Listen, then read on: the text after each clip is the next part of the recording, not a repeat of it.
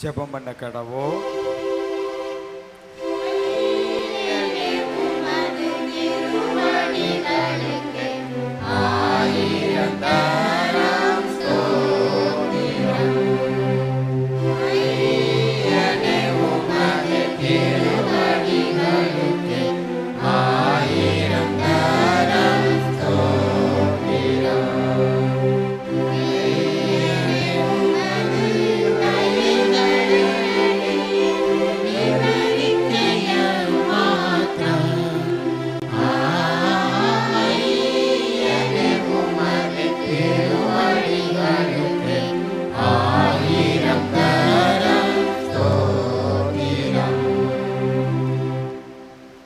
ராஜாவாகிய என் தேவனே, உம்மை உயர்த்தி உம்முடைய நாமத்தை எப்பொழுதும் என்றென்றைக்கும் சோஸ்தரிப்பேன். நாள்தோறும் உம்மை சோஸ்தரித்து எப்பொழுதும் என்றென்றைக்கும் உம்முடைய நாமத்தை துதிப்பேன். கர்த்தர் பெரியவரும் மிகவும் புகழத்தக்கடுமாயிருக்கிறார். அவருடைய மகத்துவம் ஆராய்ந்து முடியாது. நேசிக்கிற அன்பின் ஆண்டவரே, இதோ இந்த வேளையிலும் உம்மை துதிக்கும்படியாய் உடைய நாமத்தை உயர்த்தும்படியாய் உடைய சன்னிதானத்தில் நாங்கள் வந்திருக்கிறோம். அப்பா, வந்திருக்கிற எங்களை உம்முடைய கரத்திலே தாழ்த்துகிறோம்.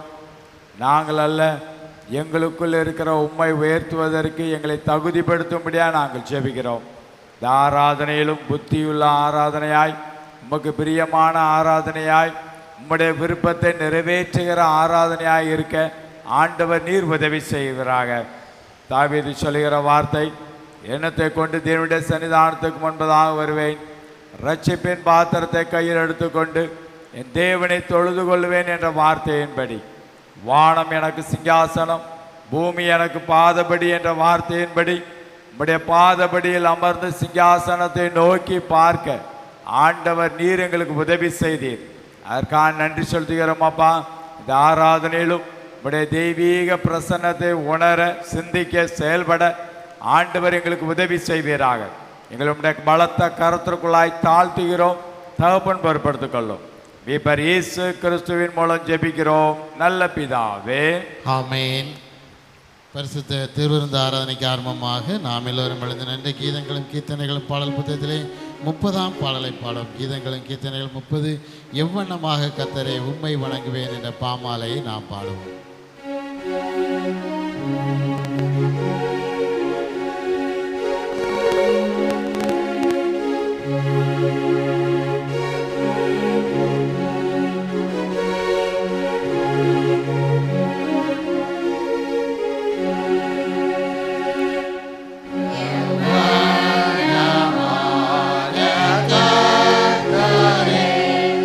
Ummai wananguve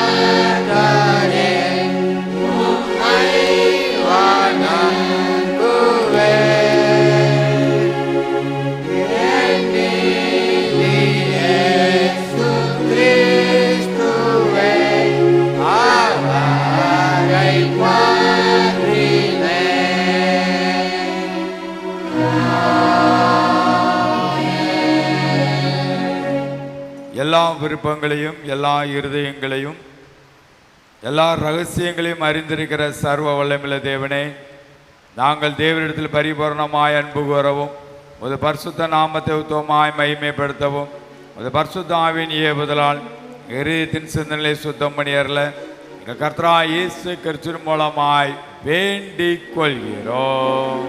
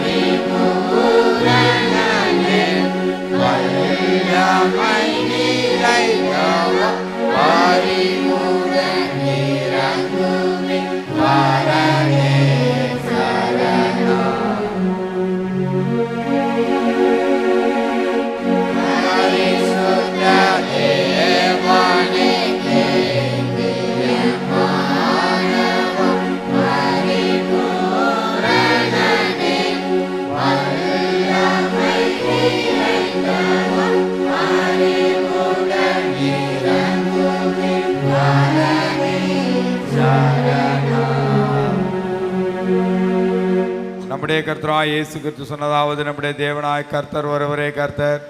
உன் தேவனாய் கர்த்தரிடத்தில் முழு இதயத்தோடும் முழு ஆத்மாவோடும் உன் முழு மனதோடும் உன் முழு பலத்தோடும் அன்பு கூறுவாய் என்பதே பிரதான கற்பனை.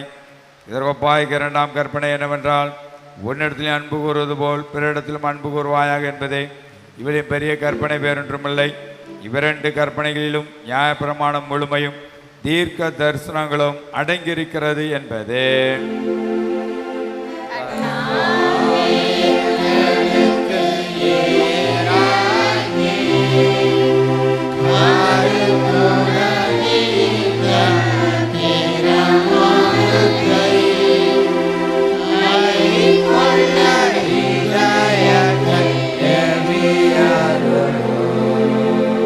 பிரியமானவர்களே, நாம் இப்பொழுது என்னுடைய மகா பரிசுத்த வசனத்தை கேட்கவும் அவருடைய சரீரத்தை ரத்தத்தை பெற்றுக்கொள்ள இங்கே கூடி வந்திருக்கிறோம்.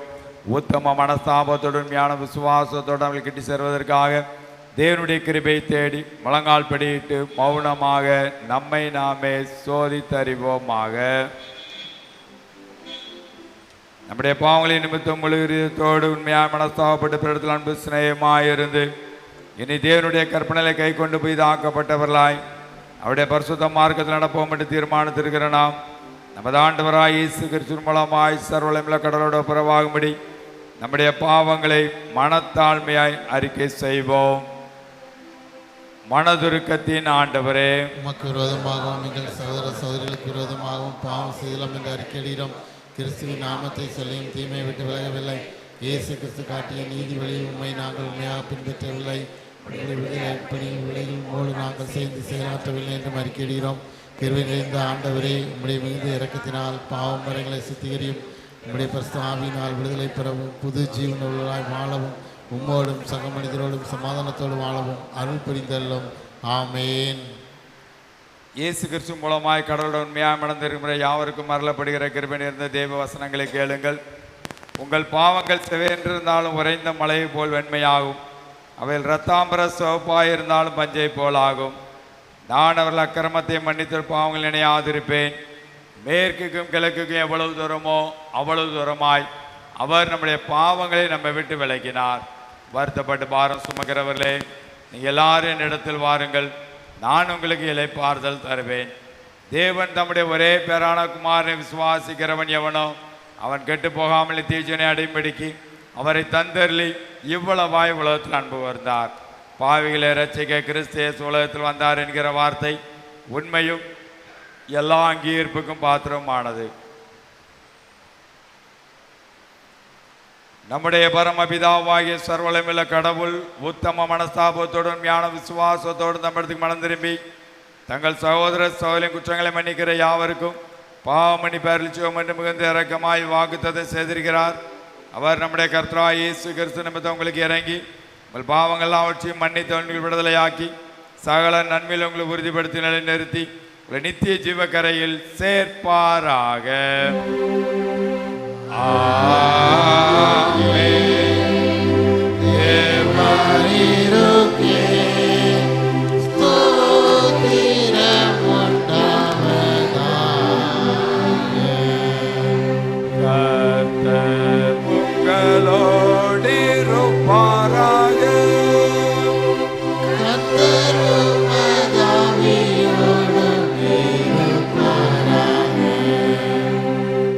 திருத்துவ திருநாளுக்கு பின் வரும் 12ஆம் ஞாயிறுக்குரிய சுருக்க ஜெபம்.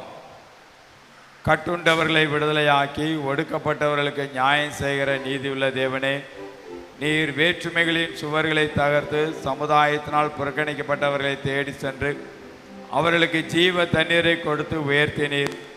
எப்பாத்தா என்று சொல்லி அடைக்கப்பட்டவர்களை திறக்கிறவர், ஏழைகளிலும் பலவீனமானவர்களிலும் ஒடுக்கப்பட்டவர்களிலும் உமது சாயலை காணத்தக்கதாக எங்கள் மனக்கண்களை திறந்தீர். நாங்கள் அடிமைத்தனத்தின் நுகங்களை முறித்து வேற்றுமைகளை மறந்து யாவரையும் சகோதரர்களாக ஏற்றுக்கொண்டு ஜீவ தண்ணீரின் ஊற்றாகிய உம்மை மகிமைப்படுத்த எளியவர்களை உயர்த்துகிற எங்கள் ஆண்டவரும் இரட்சகருமாகிய இயேசு கிறிஸ்துவின் மூலமாய் வேண்டிக் கொள்கிறோம். ஆமென். அமர்ந்து கொள்வோம். இப்பொழுது திருமறை பகுதி வாசிக்க கேட்போம்.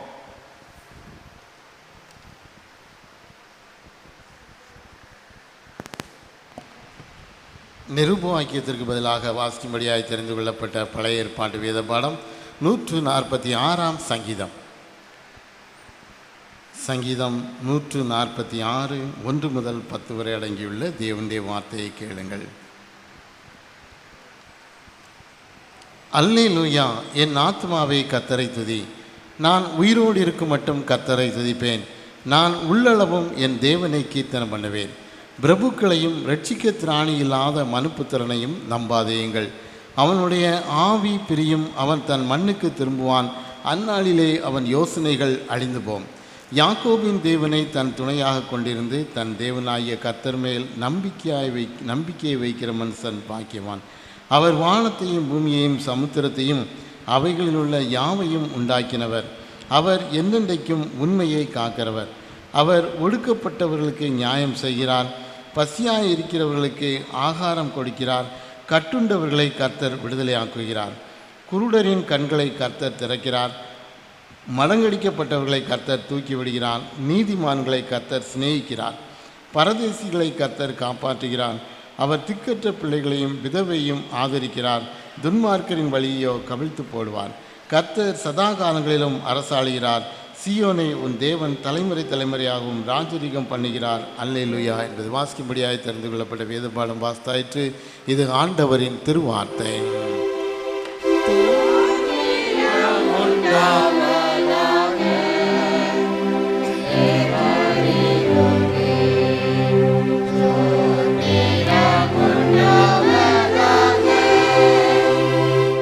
யோவான் என்பது நற்செய்தி நூல் 4ஆம் அதிகாரம் 5ஆம் வசனம் முதல் அடங்கிய தேவனுடைய வார்த்தைகளை கேளுங்கள். யோவான் 4ஆம் அதிகாரம் 5ஆம் வசனம் முதல். யாக்கோபு தன் குமாரனாகிய யோசேப்புக்கு கொடுத்த நிலத்துக்கு அருகே இருந்த சமாரியாவில் உள்ள சீகார் எனப்பட்ட ஊருக்கு வந்தார். அங்கே யாக்கோபுடைய கிணறு இருந்தது. இயேசு பிரயாணத்தினால் இளைப்படைந்தவராய் அந்த கிணற்றின் அருகே உட்கார்ந்தார். அப்பொழுது ஏறக்குறைய 6ஆம் மணி வேளையாக இருந்தது. அவருடைய சீசர்கள் போஜன பதார்த்தங்களை கொள்ளும்படி ஊருக்குள்ளே போயிருந்தார்கள். அப்பொழுது சமாரியா நாட்டாளாகிய ஒரு ஸ்திரீ தண்ணீர் மொள்ள வந்தாள். இயேசு அவளை நோக்கி, தாகத்துக்கு தா என்றார். யூதர்கள் சமாரியருடனே சம்பந்தம் கலவாதவனானபடியால் சமாரிய ஸ்திரீ அவரை நோக்கி, நீர் யூதனாயிருக்க சமாரிய ஸ்திரீயாகிய என்னிடத்தில் தாகத்துக்கு தா என்று எப்படி கேட்கலாம் என்றாள். இயேசு அவளுக்கு பிரதித்திரமாக, நீ தேவனுடைய ஈவையும் தாகத்துக்கு தா என்று உன்னிடத்தில் கேட்கிறவர் இன்னார் என்பதையும் அறிந்திருந்தாயானால் நீயே அவரிடத்தில் கேட்டிருப்பாய், அவர் உனக்கு ஜீவ தண்ணீரை கொடுத்திருப்பார் என்றார். அதற்கு அந்த ஸ்திரீ, ஆண்டவரே, மொண்டு கொள்ள உம்மிடத்தில் பாத்திரம் இல்லையே, கிணறும் ஆழமாயிருக்கிறதே, பின்னை எங்கே இருந்து உமக்கு ஜீவ தண்ணீர் உண்டாகும்? இந்த கிணற்றை எங்களுக்கு தந்த நம்முடைய பிதாவாகிய யாக்கோபை பார்க்கிலும் நீர் பெரியவரோ? அவரும் அவர் பிள்ளைகளும் அவர் மிருக ஜீவன்களும் இதிலே குடித்ததுண்டே என்றார். இயேசு அவளுக்கு பிரதியுத்தரமாக, இந்த தண்ணீரை குடிக்கிறவனுக்கு மறுபடியும் தாகம் உண்டாகும். நான் கொடுக்கும் தண்ணீரை குடிக்கிறவனுக்கோ ஒரு காலம் தாகம் உண்டாகாது. நான் அவனுக்கு கொடுக்கும் தண்ணீர் அவனுக்குள்ளே நித்திய ஜீவகாலமாய் ஊறுகிற நீர் ஊற்றாய் இருக்கும் என்றார் என்பது. இது கிறிஸ்துவின் நற்செய்தி. மகிமையே உண்டாவதாக. கிறிஸ்துவுக்கே மகிமையே உண்டாவதாக. வானத்தையும் பூமியையும் காணப்படுவதும் காணப்படாதமான எல்லாவற்றையும் படைத்தவராயிருக்கிற சர்வ வல்லமை பிதாவாகிய ஒரே தேவனை விசுவாசிக்கிறேன்.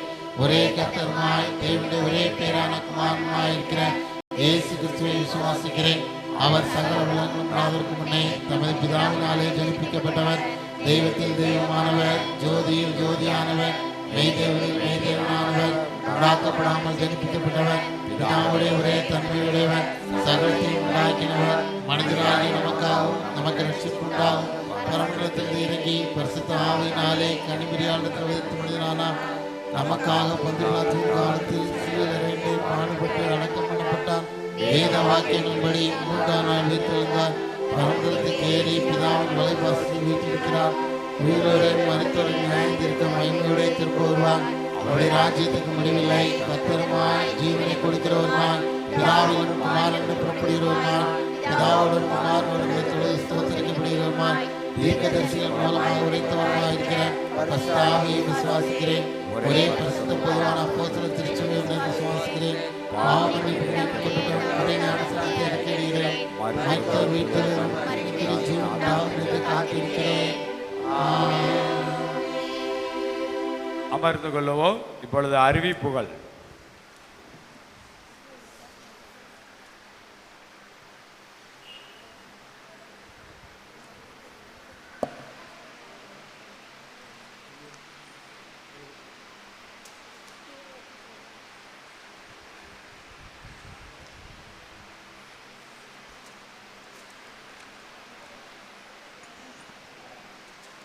கர்த்தருடைய பரிசுநாமத்துக்கு மகிமை உண்டாவதாக. திருத்துவ 12 பெந்தைகோஸ்தே திருநாளுக்கு பின்வரும் 13ஆம் ஞாயிறு காலை வேளையில் வந்திருக்கிற திருச்சி மக்கள் யாவருக்கும் இன்றைய காலை வணக்கத்தையும் வாழ்த்துதலையும் தெரிவித்துக் கொள்கிறேன். அறிவிப்புகள் வாசிக்க கேட்போம்.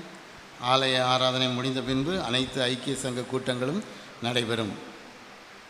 வருகின்ற சனிக்கிழமை மாலை 7 மணிக்கு திருமதி அலிஸ் திமோத்தி அவருடைய இல்லத்திலே வைத்து ஜெபக்கூட்டம் நடைபெறும்.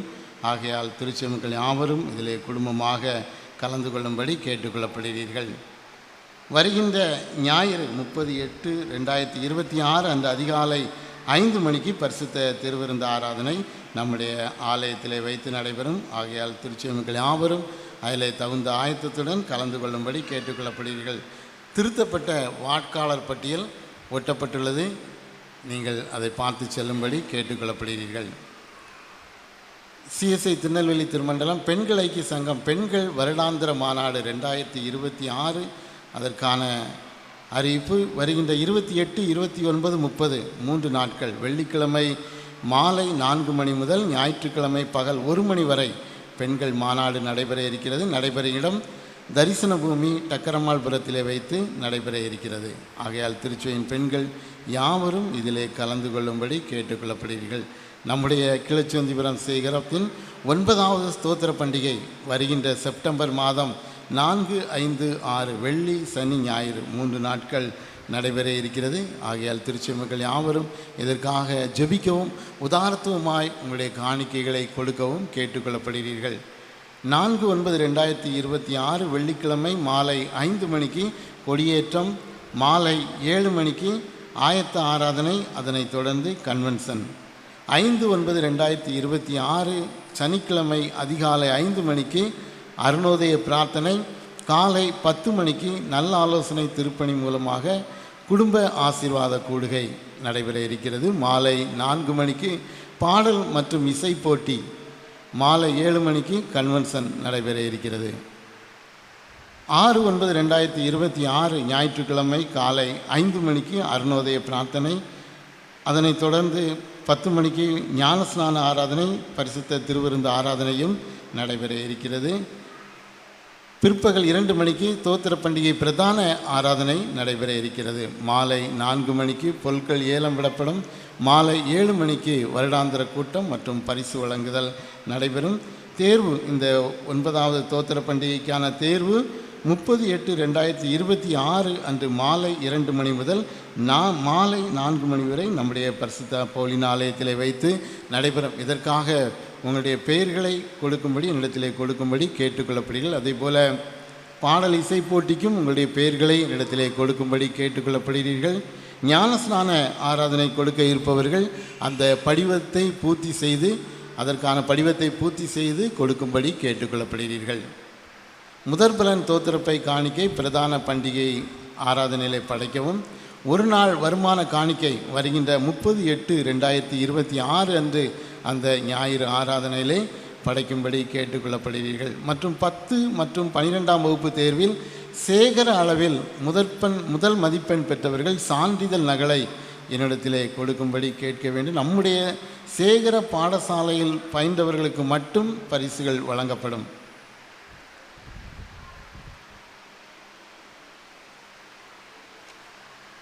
இந்த வாரத்திலே பிறந்தநாள் மற்றும் திருமண நாள் அனுசரிக்கிற பிள்ளைகளுடைய பெயர்களை வாசிக்க கேட்போம்.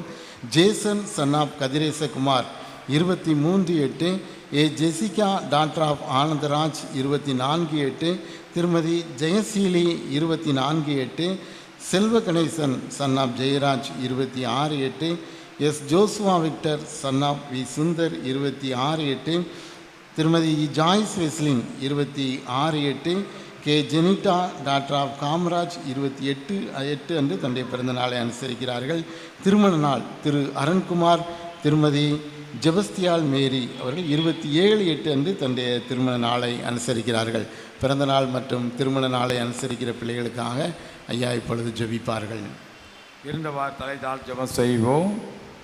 கிருபையும் இறக்கவும் நிறைந்த அன்பின் ஆண்டவரே, நீர் தந்த இந்த நல்ல மகிமையான வேலைக்காக நன்றி சொல்கிறோம் அப்பா. இன்றும் இந்த வாரத்திலே தன்னுடைய திருமண நாள் பிறந்த தினத்தை ஆசரிக்கிற அருமையான பிள்ளைகளை நம்முடைய சமூகத்தில் வைக்கிறோம்.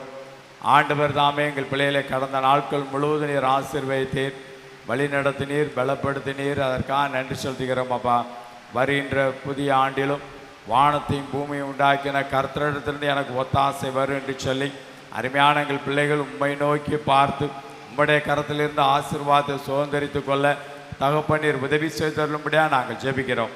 ஒவ்வொரு நாளும் கர்த்தர் எனக்கு நன்மை செய்தார், இதை நிமித்தம் நாங்கள் மகிழ்ந்திருக்கிறோம் என்று சொல்லி உம்முடைய நாமத்தை மகிமைப்படுத்த ஆண்டவர் நீர் உதவி செய்வீராக. வருகின்ற புதிய ஆண்டிலும் அவள் எண்ணிக்கொண்டிருக்கிற, வேண்டிக் கொண்டிருக்கிற, எதிர்பார்த்து கொண்டிருக்கிற நிகழ்வுகளில் கர்த்தர் புதிய காரியங்களை செய்து உம்முடைய நாமத்தை மகிமைப்படுத்த ஆண்டவர் நீர் உதவி செய்வீராக. உம்முடைய சமூகத்தில் அன்பு கூறுகிறவர்கள், உம்முடைய சமூகத்தில் காத்திருக்கிறவர்களுக்கு சகலமும் நன்மைக்கு ஏதுவாய் நடைபெறும் என்று சொன்ன வார்த்தையின்படி எங்கள் பிள்ளைகளுடைய வாழ்வில் எல்லாவற்றும் நன்மைக்கு ஏதுவாக மாற்றி தரும்படியாக நாங்கள் ஜெபிக்கிறோம். தொடர்ந்து உம்முடைய ஆளுகைக்குள்ளாய் ஒப்புக்கொடுக்கிறோம், மகிமைப்படும். இப்போ இயேசு கிறிஸ்து மூலம் ஜெபிக்கிறோம் நல்ல பிதாவே, ஆமென்.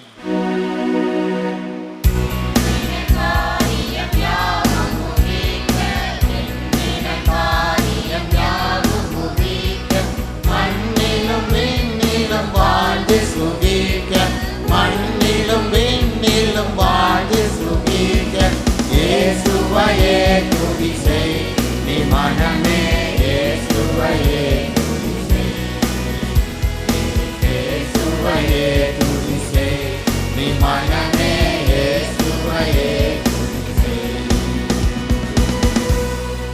இப்பொழுது பிள்ளைகள் திருவசனம் சொல்வார்கள்.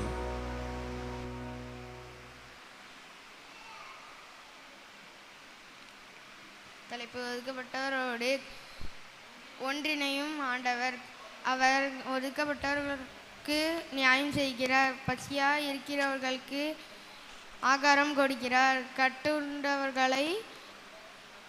கர்த்தர் விடுதலை ஆக்கிறார். சங்கீதம் 146 அதிகாரம் 7 வசனம். தலைப்பு ஒடுக்கப்பட்டவரோடு ஒன்றிணையும் ஆண்டவர். அவர் ஒடுக்கப்பட்டவர்களுக்கு நியாயம் செய்கிறார். பசியாக இருக்கிறவர்களுக்கு ஆகாரம் கொடுக்கிறார். கட்டுண்டவர்களுக்கு கர்த்தர் விடுதலையாக்கிறார். சங்கீதம் 146:7.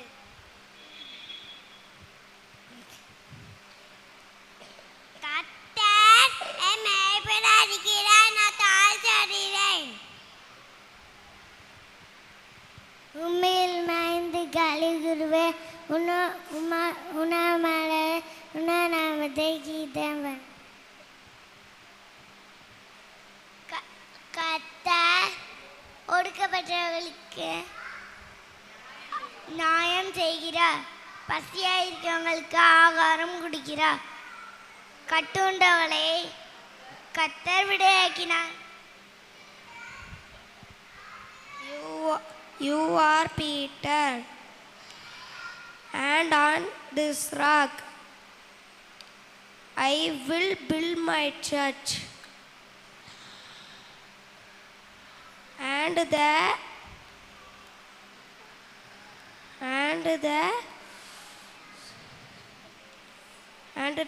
gate of hell has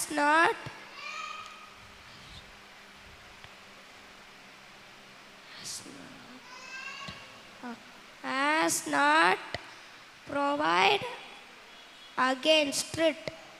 Matthew chapter 16 verses 18. அவர் ஒடுக்கப்பட்டவர்களுக்கு நியாயம் செய்கிறார். பசியாக இருக்கிறவர்களுக்கு ஆகாரம் கொடுக்கிறார்.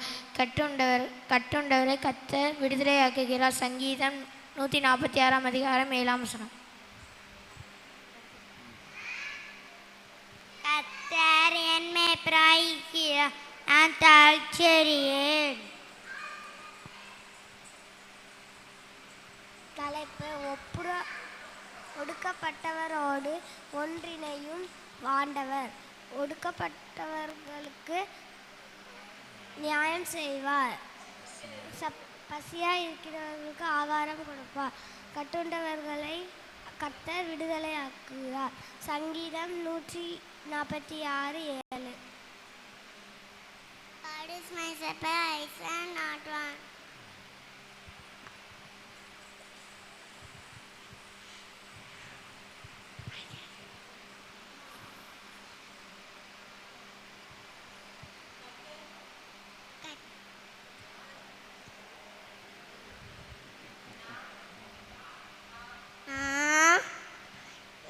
முறால் ஆசிரியர் அடிப்பான்.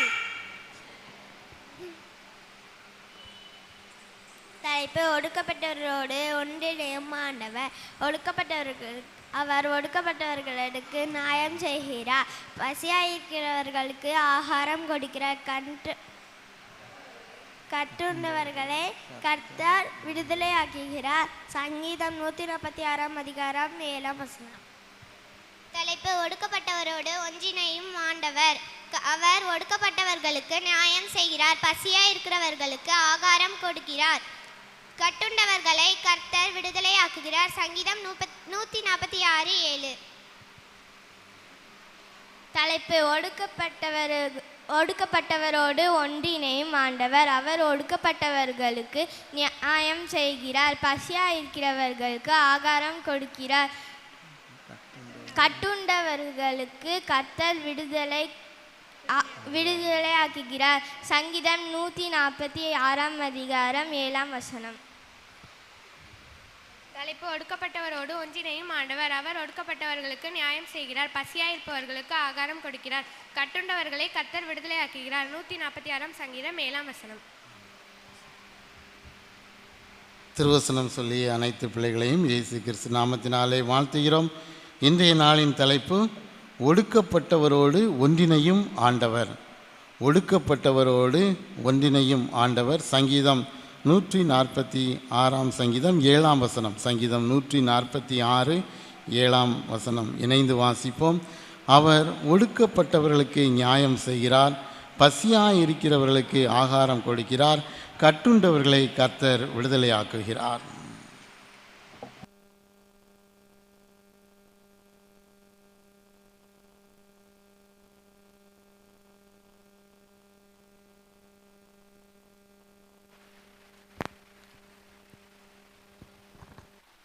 கிறிஸ்துவுக்குள் பிரியமானவர்களே, இந்த காலை வேளையில் வந்திருக்கிறவங்க யாவரையும் ஆண்டவராய் இயேசு கிறிஸ்து நாமத்தினாலே வாழ்த்தி வரவேற்கிறேன். ஒரு 2 அறிவிப்பு. நம்முடைய பண்டிகை நாட்கள் ஆரம்பமாக இருக்கிறது. வருகின்ற செப்டம்பர் மாதம் 4, 5, 6 வெள்ளி, சனி, ஞாயிறு 3 நாள்கள் நடக்க நாம் ஒழுங்கு செய்திருக்கிறோம். அது உங்களுடைய கரங்களில் கொடுக்கப்பட்ட நோட்டீஸின்படி எல்லா நிகழ்வுகளும் சரியாக நடக்கும். 2 காரியம் அதில் சேர்க்கப்படுகிறது. 2 நிகழ்வும் சேர்க்கப்படுகிறது. என்ன அப்படின்னா, சனிக்கிழமை ஆசீர்வாத குடும்ப கூடுகை முடிந்த உடனே நம்ம எல்லாருக்கும் உணவு 1. அடுத்து ஞாயிற்றுக்கிழமை திருவிருந்து ஆராதனை முடிந்தவுடன் நம்ம எல்லாருக்கும் உணவு. அப்படி பார்க்குற மாதிரி தெரியுது. உண்மை, சரியா? உண்மை. நம்முடைய பெரியவர்கள் சொன்னார்கள், நம்முடைய சபை மூப்பர்கள் சொன்னார்கள், ஐயா நாம் இதை ஆரம்பித்து பார்ப்போம் அப்படின்னு சொல்லி. எனக்கு ரொம்ப நாளாக ஆசை. ஆனால் இந்த ஆண்டிலேருந்து நாம் என்ன செய்கிறோம், அதை ஆரம்பிக்கிறோம். ஏன்னா அப்போ கற்றுக்கொள்கிற பாடம் ஞாயிற்றுக்கிழமை பண்டிகை ஆராதனைக்கு காலையில் குளித்து கிளம்பி வந்துடணும். இங்கே டாய்லெட் எல்லா வசதியும் இருக்குது. வீட்டுக்கு யாரும் போகக்கூடாது, கேட்டை மூடிடும். சரியா? எல்லோரும் கொஞ்சம் பேசுங்க, பழகம் வாங்கம்பாங்க பார்த்தீங்களா? கொஞ்சம் ஒருத்தரை பார்த்து நினச்சிங்க, பேசுங்க. ஆராதனை முடிந்தவுடன் மதிய உணவு கொடுக்கப்படும். அதனைத் தொடர்ந்து ஏலம் விடப்படும். ஏலத்துக்கும் காபி ஸ்நாக்ஸ் கொடுத்துருவோம். அப்பவும் போக முடியாது, அப்படிதானே? கொஞ்சம் ஃப்ரெஷ்ஷாக பண்ணிவிட்டு சாயந்தரம் 7 மணிக்கு எங்கே வந்துடணும்? வருடாந்திர கூட்டத்துக்கு என்ன செஞ்சிடணும்? வந்துடணும். இது ஒரு புதிய முயற்சி. இதற்கு எல்லாவற்றுக்கும் தேவைகள் உங்களிடத்துலேருந்து தான் சந்திக்கப்பட வேண்டும். சரியா? பண்டிகைக்கு எப்படி நீங்கள் வெஜிடேரியன் சாப்பாடு தான், பண்டிகைக்கு எப்படி நீங்கள் சோறு போங்க. அதனால் குடும்பத்துக்கு 1000 ரூபா சார்ட்டை வந்து என்ன செஞ்சுருங்க, கொடுத்துருங்க.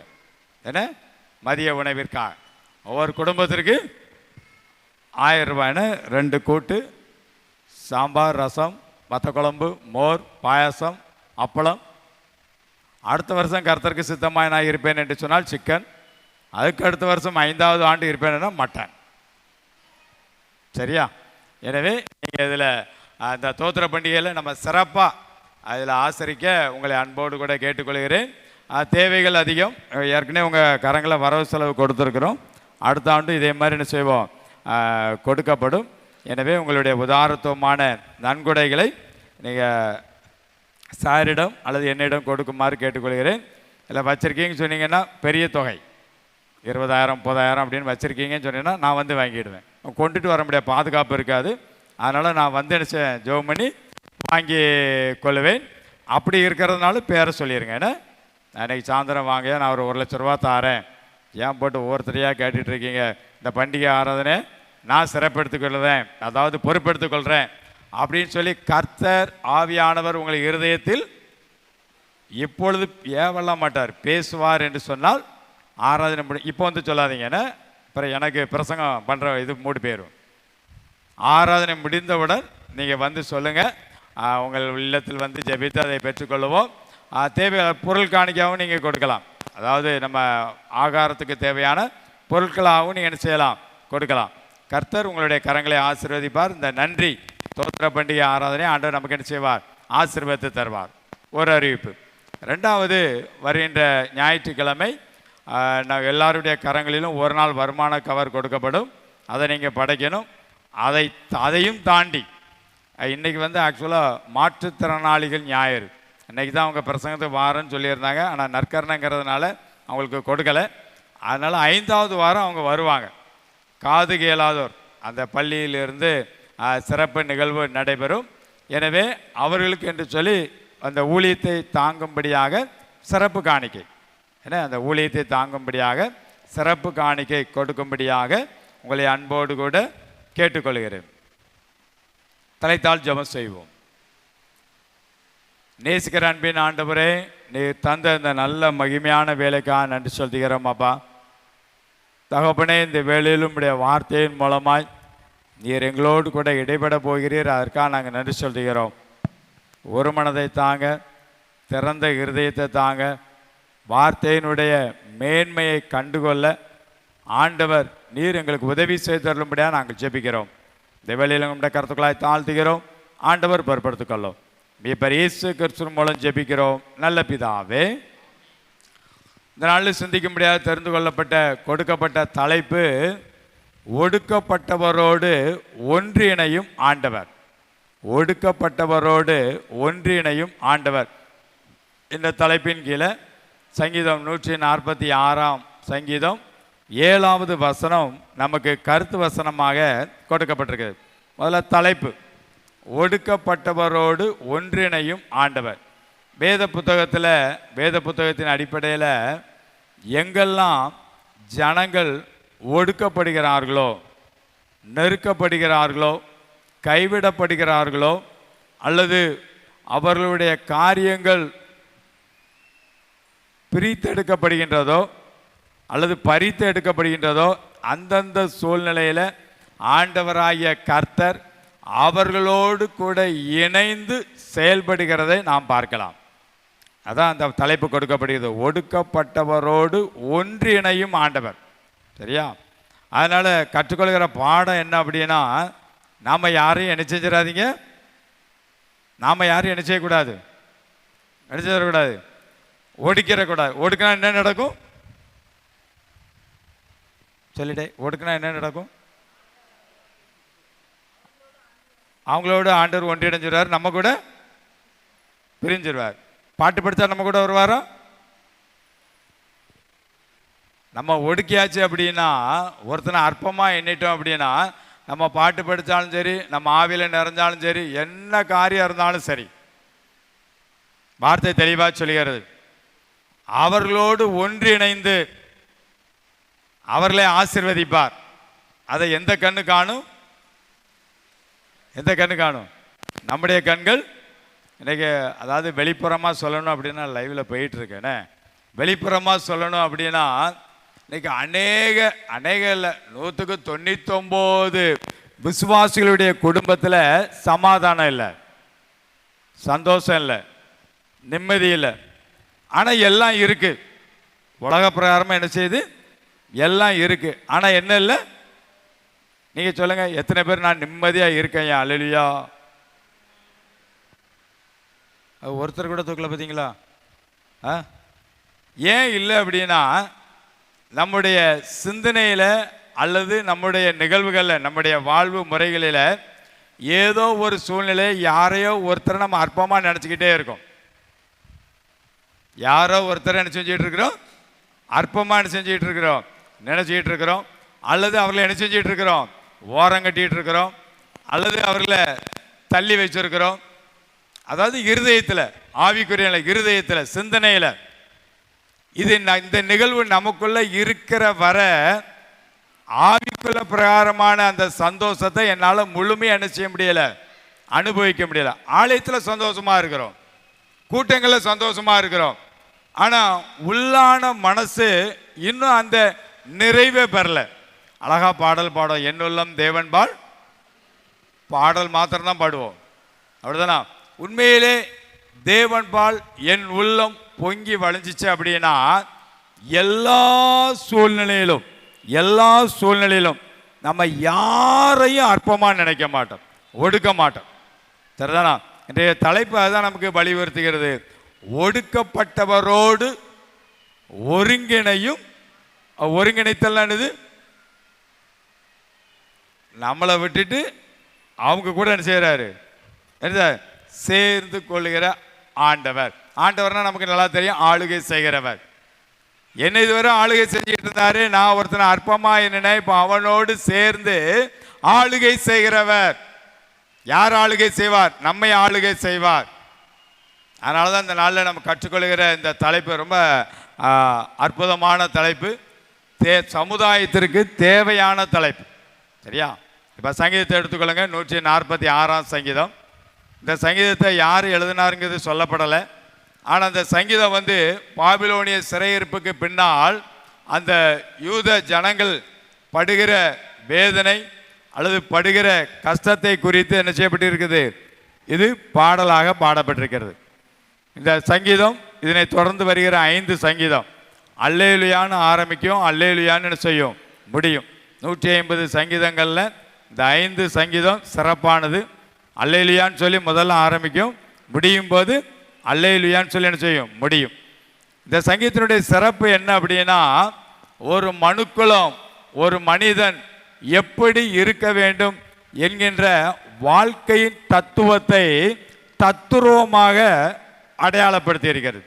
ஒரு மனுஷன் எப்படி இருக்கணும், அவன் என்ன செய்யணும் அப்படிங்கிறத தத்துருவமாக அடையாளப்படுத்துகிறது.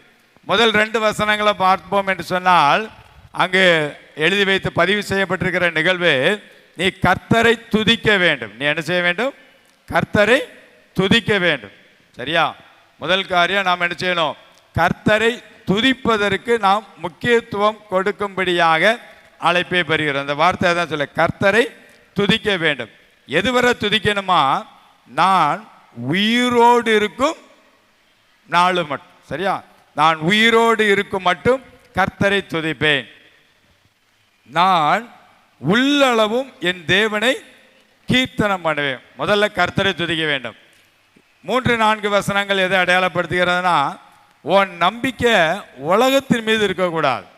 உன் நம்பிக்கை உலகத்தின் மீது இருக்கக்கூடாது, ஆண்டவர் மீது இருக்க வேண்டும்.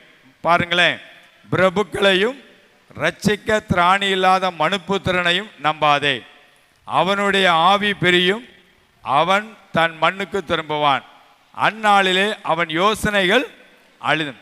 2வது குறிப்பு, வாழ்க்கையின் தத்துவம் என்ன அப்படின்னா, உன்னை அழைத்த, உன்னை உருவாக்கின, தாயின் கருவில் உருவாவதற்கு முன்பே உன்னை தெரிந்து கொண்ட அந்த தேவனை மாத்திரம் நோக்கி பார்க்க வேண்டும்.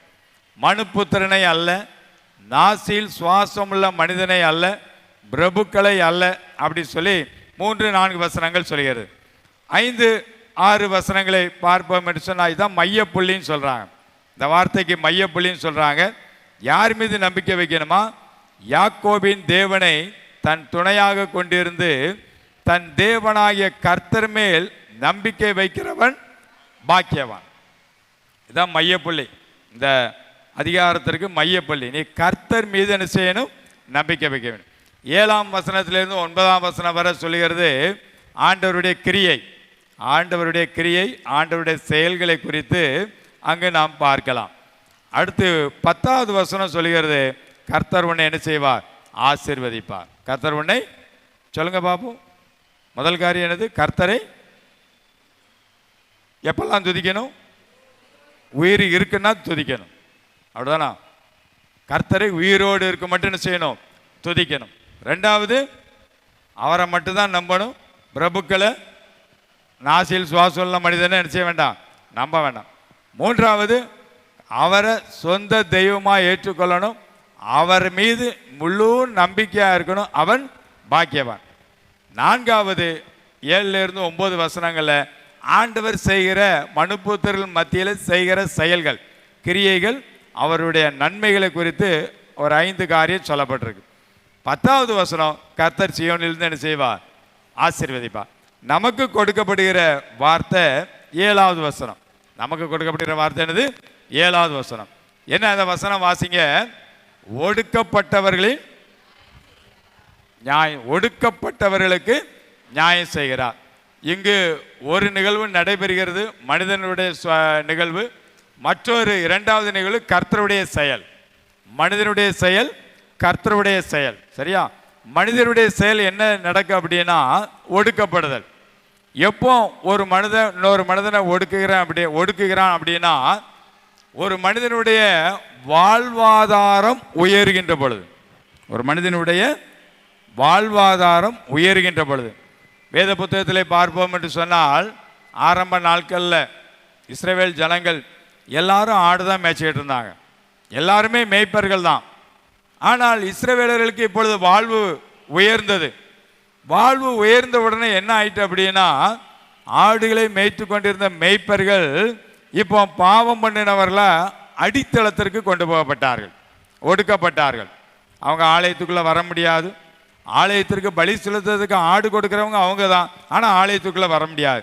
ஏன்னா தீட்டுப்பட்டவர்கள் அப்படின்னு சொல்லி என்ன செஞ்சுறாங்க, ஒதுக்கி வச்ச. ஒடுக்கப்பட்டவர்கள்.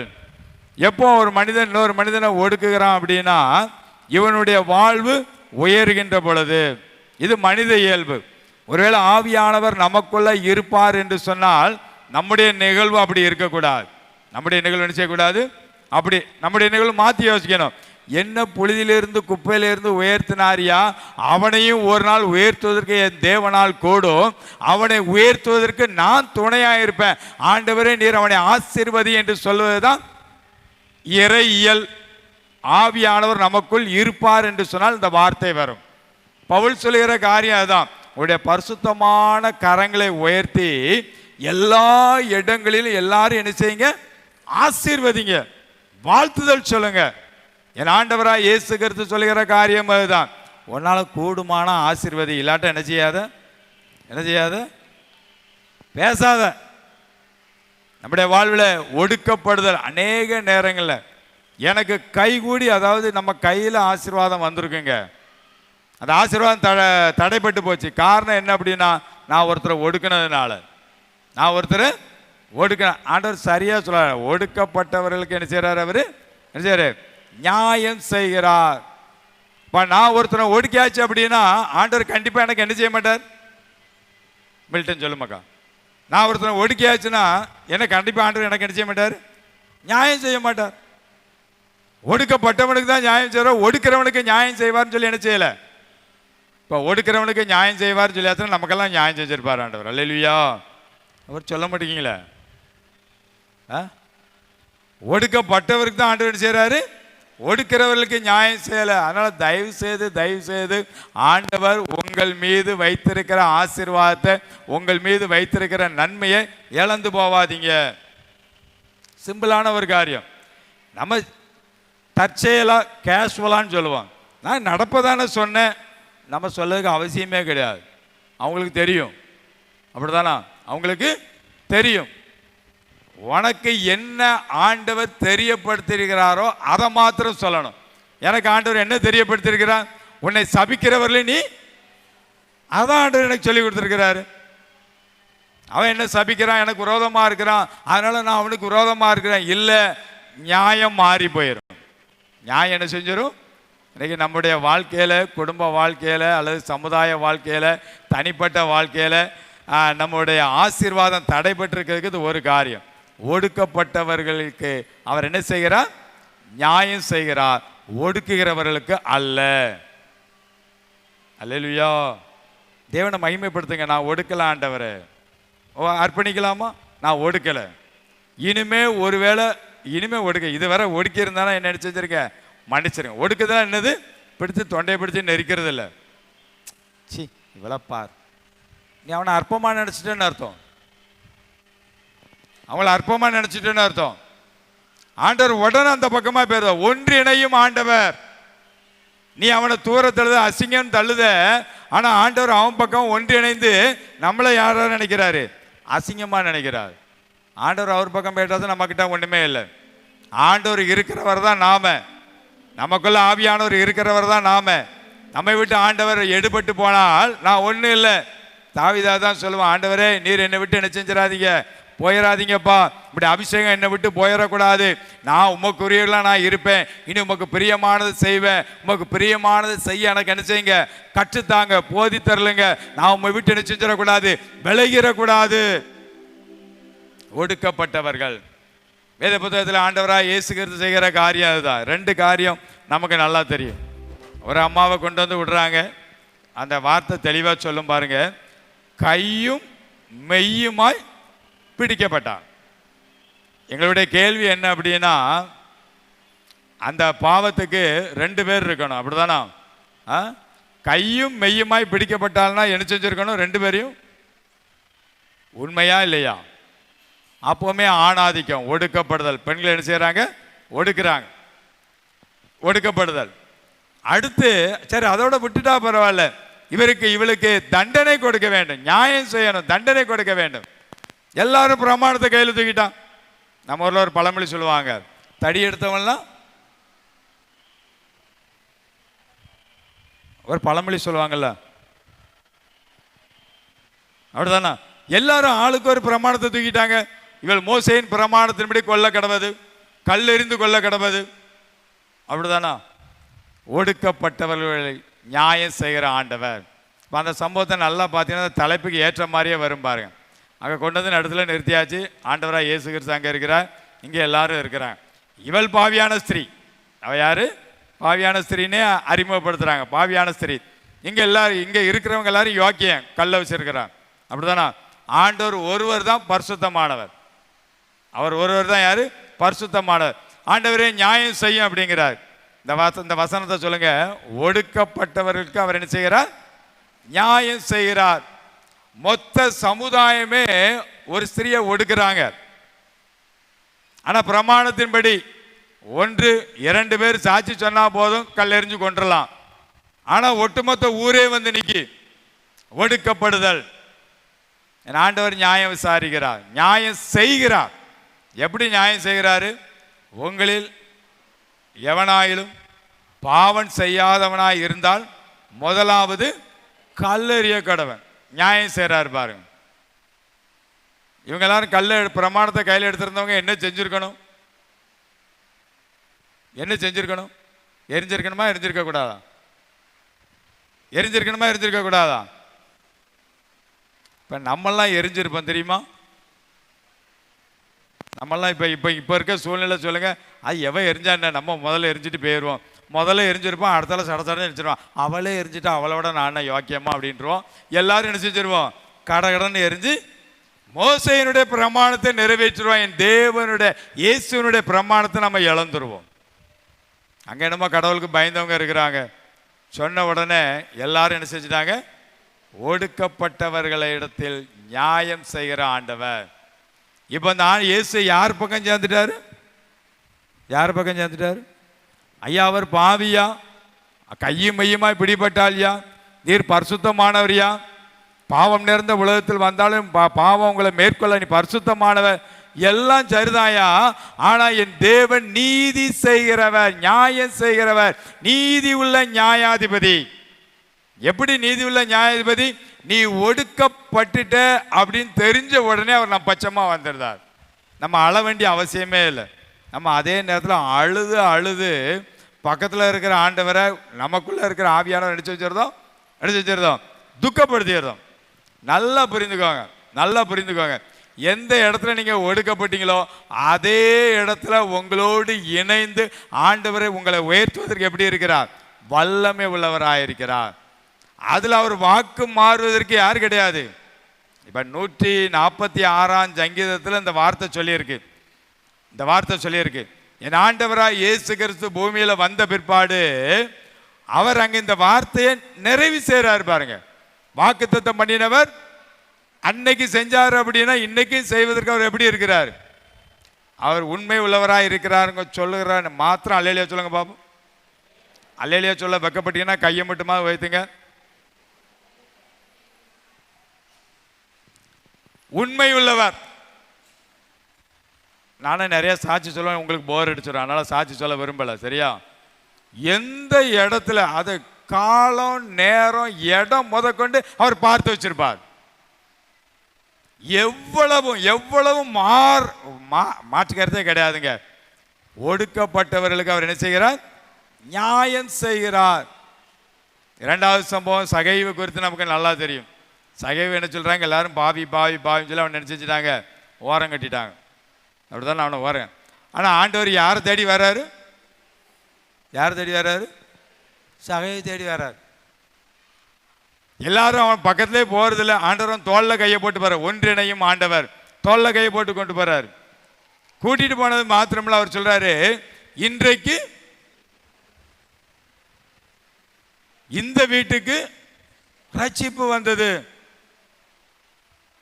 நீங்க எல்லாரும் என்ன பாவின்னு சொல்லி ஒடுக்கிட்டு இருக்கீங்க. அவன் நியாயத்தை மாத்திரம் தான் செய்யறான், அநியாயம் செய்யல. அவன் வேலையில் அவன் கரெக்டா இருக்கான், அவ்வளவுதான். நீ அவனை ஒடுக்கிட்டு இருக்க, ஆனால் ஆண்டவர் யார் கூட தான் போகிறாரு? இயேசுக்கு ஒரு நல்ல பேர் உண்டு. இந்த யூத ஜனங்கள்லாம் பேர் வச்சிருப்பேன். இவர் ஆயக்காரரோடும் பாவிகளோடும் பந்தி இருக்கிறார்.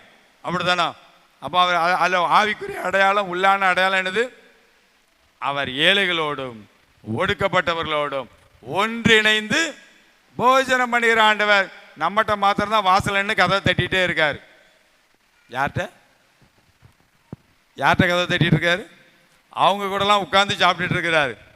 நம்மகிட்ட எப்படி இருக்கு? இதோ இதோ வாசப்படியிலிருந்து டக் டக் டக் கதவை தட்டி கொண்டே இருக்கிறேன். இன்னைக்கும் தட்டிகிட்டே இருக்கார். ஒருவன் என் சத்தத்தை கேட்டு, என்னையா சத்தம்? ஒடுக்கப்படாமல் இருப்போம் என்று சொன்னாள். நான் ஒடுக்கிறவனா இல்லை என்று சொன்னாள். சத்தத்தை கேட்டு கதவை திறந்தால் நான் அவனோடும் போஜனம் பண்ணுவேன். நீ ஆயக்காரனோடும் பாவிகளோடும் போஜனம் பண்ற சொல்றல? இல்லை, அப்படி இல்லை. நீ ஒருத்தனையும் ஒடுக்காத, ஒடுக்கப்படவும் செய்யாத, ஒடுக்கவும் செய்யாத, நான் உன் கூடயும் போஜனம் பண்றேன். ஏன் ஆண்டவர் என் கூட போஜனம் பண்ணல? ஏன் ஆண்டவருடைய ஆசீர்வாதம் என் சரசுல இல்லை அப்படின்னா, ஏதோ ஒரு நிகழ்வு என் உள்ளத்துல, என் இல்லத்துல, எல்லா சமுதாயத்துல, நான் பணி செய்கிற இடத்துல ஏதோ ஒரு காரியம் இருக்கு. இல்லைன்னா ஆண்டவர் நம்மளை ஆசீர்வதிப்பதற்கு அவர் ஒருபோதும் மறுத்ததில்லை, நிறுத்தினதில்லை. உடனடியாக செய்யக்கூடியவர். தம்மை நோக்கி உண்மையாய் கூப்பிடுகிற ஒவ்வொருவருக்கும் அவர் இரக்கம் செய்கிற ஆண்டவர். அப்போ முதல் குறிப்பில் நாம் கற்றுக்கொள்கிற பாடம், யாரையும் என்ன செஞ்சிடாதீங்க, இது வேற விட்டுருங்க, இது வேற அழிச்சிருங்க. என்ன ஆண்டவர் இது வரை உங்களுக்கு தெரியாதுல்ல, அறியாமல் செய்த பாவம் தெரியாமல் அந்த கணக்கில் ஆண்டவர் செஞ்சிருந்தார், மன்னிச்சிருந்தார். நியாய தீர்ப்புனால கேட்பார். இப்போ அதையே நினச்சிட்டு வர்ற காலத்தை விட்டுறாதீங்க. ஏன்னா இனிமே யாரையும் என்ன செய்யாதீங்க. இஸ்ரேல் ஜனங்களை எகிப்தியர் அற்பமாக நினைக்க அவங்க என்ன செஞ்சுட்டு இருந்தாங்களாம்? வெறும் 70 குடும்பம் தான். வெறும் 70 குடும்பம் தான். இப்போ பார்த்தீங்கன்னா ஒரு தேசமாகவே மாறிடுச்சு. நாம் யாரையாவது அற்பமாக நினச்சிங்க அப்படின்னா அவங்க என்ன செஞ்சுட்டு போயிடுவாங்க? இடம் கொண்டு பலங்கொண்டு வடப்பக்கம் இடப்பக்கம் மேற்க தெற்க 4 பக்கம் பரவும். சரிதானா? நீங்கள் யாராவது வளர்ந்து பெருகணுன்னா நீ அற்பமாக நினைங்க. ஆனால் நமக்கு கொஞ்சம் ஆசீர்வாதம் கம்மியாகும். சரியா? ரெண்டையும் மாற்றி யோசிங்க. ஏன்னா ஆண்டவர் செய்கிற காரியம் யாரையும் அற்பமாக நினைக்காதீங்க. ஒடுக்கப்பட்டவர்களுக்கு அவர் என்ன செய்கிறவர்? நியாயம் செய்கிறவர். அப்போ ஏன் நியாயம் இல்லாமல் போயிடும். ஒன்று. ரெண்டாவது வார்த்தை அங்கே சொல்லப்பட்டிருக்கிறது, பசியாய் இருக்கிறவர்களுக்கு கர்த்தர் என்ன செய்கிறாரா? ஆகாரம் கொடுக்கிறார். பசி, இது எது அடையாளம்? 2 பசி இருக்கு. சரீர பசி, ஆவிக்குரிய பசி, ஆத்ம பசின்னு இருக்கு. இன்னொரு அர்த்தம் என்ன இருக்குன்னா, தேவை அப்படின்னு அர்த்தம். தேவை உள்ள ஜனங்கள். எனக்கு பிறன் யார் அப்படின்னு சொல்லி ஆண்டவர்கிட்ட கேட்பான் ஒருத்தன். அப்போ அவனுக்கு பிறன் யாருங்கிறது ஆண்டவர் அங்கே ஒரு சம்பவத்தின் மேலே தெளிவுபடுத்துவார். அந்த சம்பவத்தை நான் சொல்ல வரல. தேவை உள்ள ஜனங்கள். மத்தேயு 25ஆம் அதிகாரத்தில் பார்த்தீங்க அப்படின்னா, ஆண்டவராக இயேசு கிறிஸ்து நமக்கு கற்றுக் கொடுக்கிற பாடம் அதுதான். பசியாக இருந்தேன், வியாதியாக இருந்தேன், காவலில் இருந்தேன், சிறைப்பட்டு இருந்தேன், என்னை விசாரிக்க வரல, எனக்கு ஆகாரம் கொடுக்கல, எனக்கு வஸ்திரம் கொடுக்கல. அப்போ ஆண்டவர் சொல்லுகிற காரியம் யார் அப்படின்னா, பசி யாருன்னா தேவை உள்ள ஜனங்கள். யாரு? தேவை உள்ள ஜனங்கள். இயேசுவே சொல்ல, மிகவும் சிறியவராக இவர்களுக்கு நீங்கள் எதை செய்கிறீர்களோ அதை எனக்கே செய்கிறேன். உபத்திரம் வருவது நல்லது தான். ஆனால் அதே நேரத்தில் மிகவும் சிறியவனுக்கு நீ என்ன செஞ்சிடக்கூடாது? உபத்திரம் பண்ணிடக்கூடாது. அதில் கவனமாக இருக்கணும். அப்படி உபத்திரம் பண்ணால் என்ன நடக்குமா அப்படின்னா, ஏந்திர கல்லை கழுத்தில் கட்டி என்ன செஞ்சிருவாரா? சமுத்திரத்தின் ஆழத்தில் கொண்டு வரும். தேவை உள்ள ஜனங்கள். இப்போ இஸ்ரேல் ஜனங்களை ஆண்டவர் வழிநடத்தி வருகிறார். இறையாளர்கள் சொல்லுகிற காரியம் என்ன அப்படின்னா, அவங்க எல்லாரும் கேட்குறாங்க, எங்களுக்கு என்ன வேணும்? உணவு வேணும். உடனே ஆண்டவர் சொல்லாரு, இது என்னப்பா பெரிய காரியம்? வானத்தின் மண்ணா, அதாவது அவர் வானத்தில் உண்ணக்கூடிய உணவு. சரியா? வானத்தின் மண்ணாவையே அவர் என்ன செஞ்சார்? அந்த ஜனங்களுக்கு கொடுத்தா. எந்த ஜனங்களுக்கு? ஒடுக்கப்பட்ட ஜனங்களுக்கு, தம்மை நோக்கி கேட்கிற ஜனங்களுக்கு வானத்தின் மண்ணாவை கொடுத்தார். ஆவிக்குரிய அடையாளம் என்ன அப்படின்னா, எது வரையா கொடுத்தார்? கானானுக்கு செல்லுகிற வரை என்ன செய்தார்? கொடுத்தார். அல்லேலூயா. அவர் கொடுத்தாருன்னா எப்படி இருக்கும்? அவர் கொடுக்கிற ஆசீர்வாதம் எப்படி இருக்கும்? வானத்திலிருந்து வர்ற ஆசீர்வாதம் எப்படி இருக்கும்? என்னம்மா சம்பூர்ணமா இருக்குமா? சரி, கடைசி வரை இருக்கும். அப்படிதானா? கானானுக்கு செல்லுகிற வரை கடைசி வரை இருக்கும்.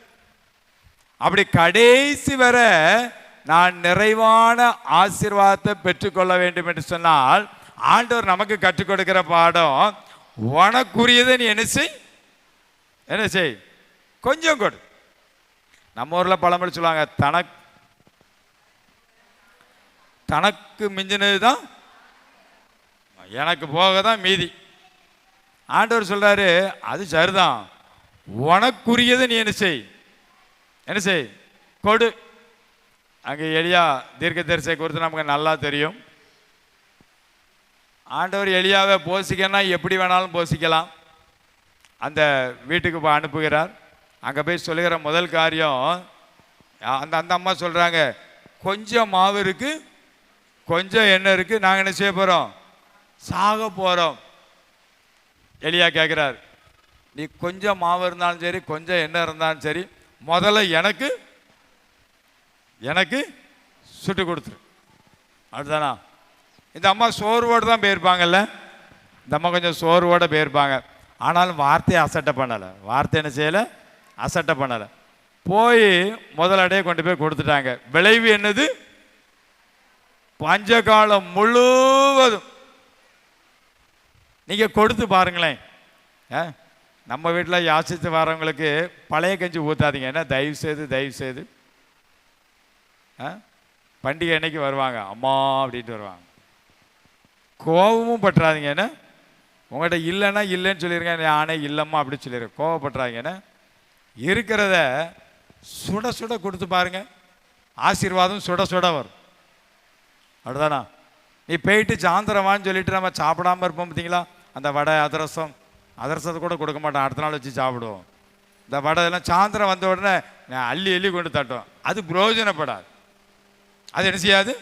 அது எங்கே போக வேண்டியது?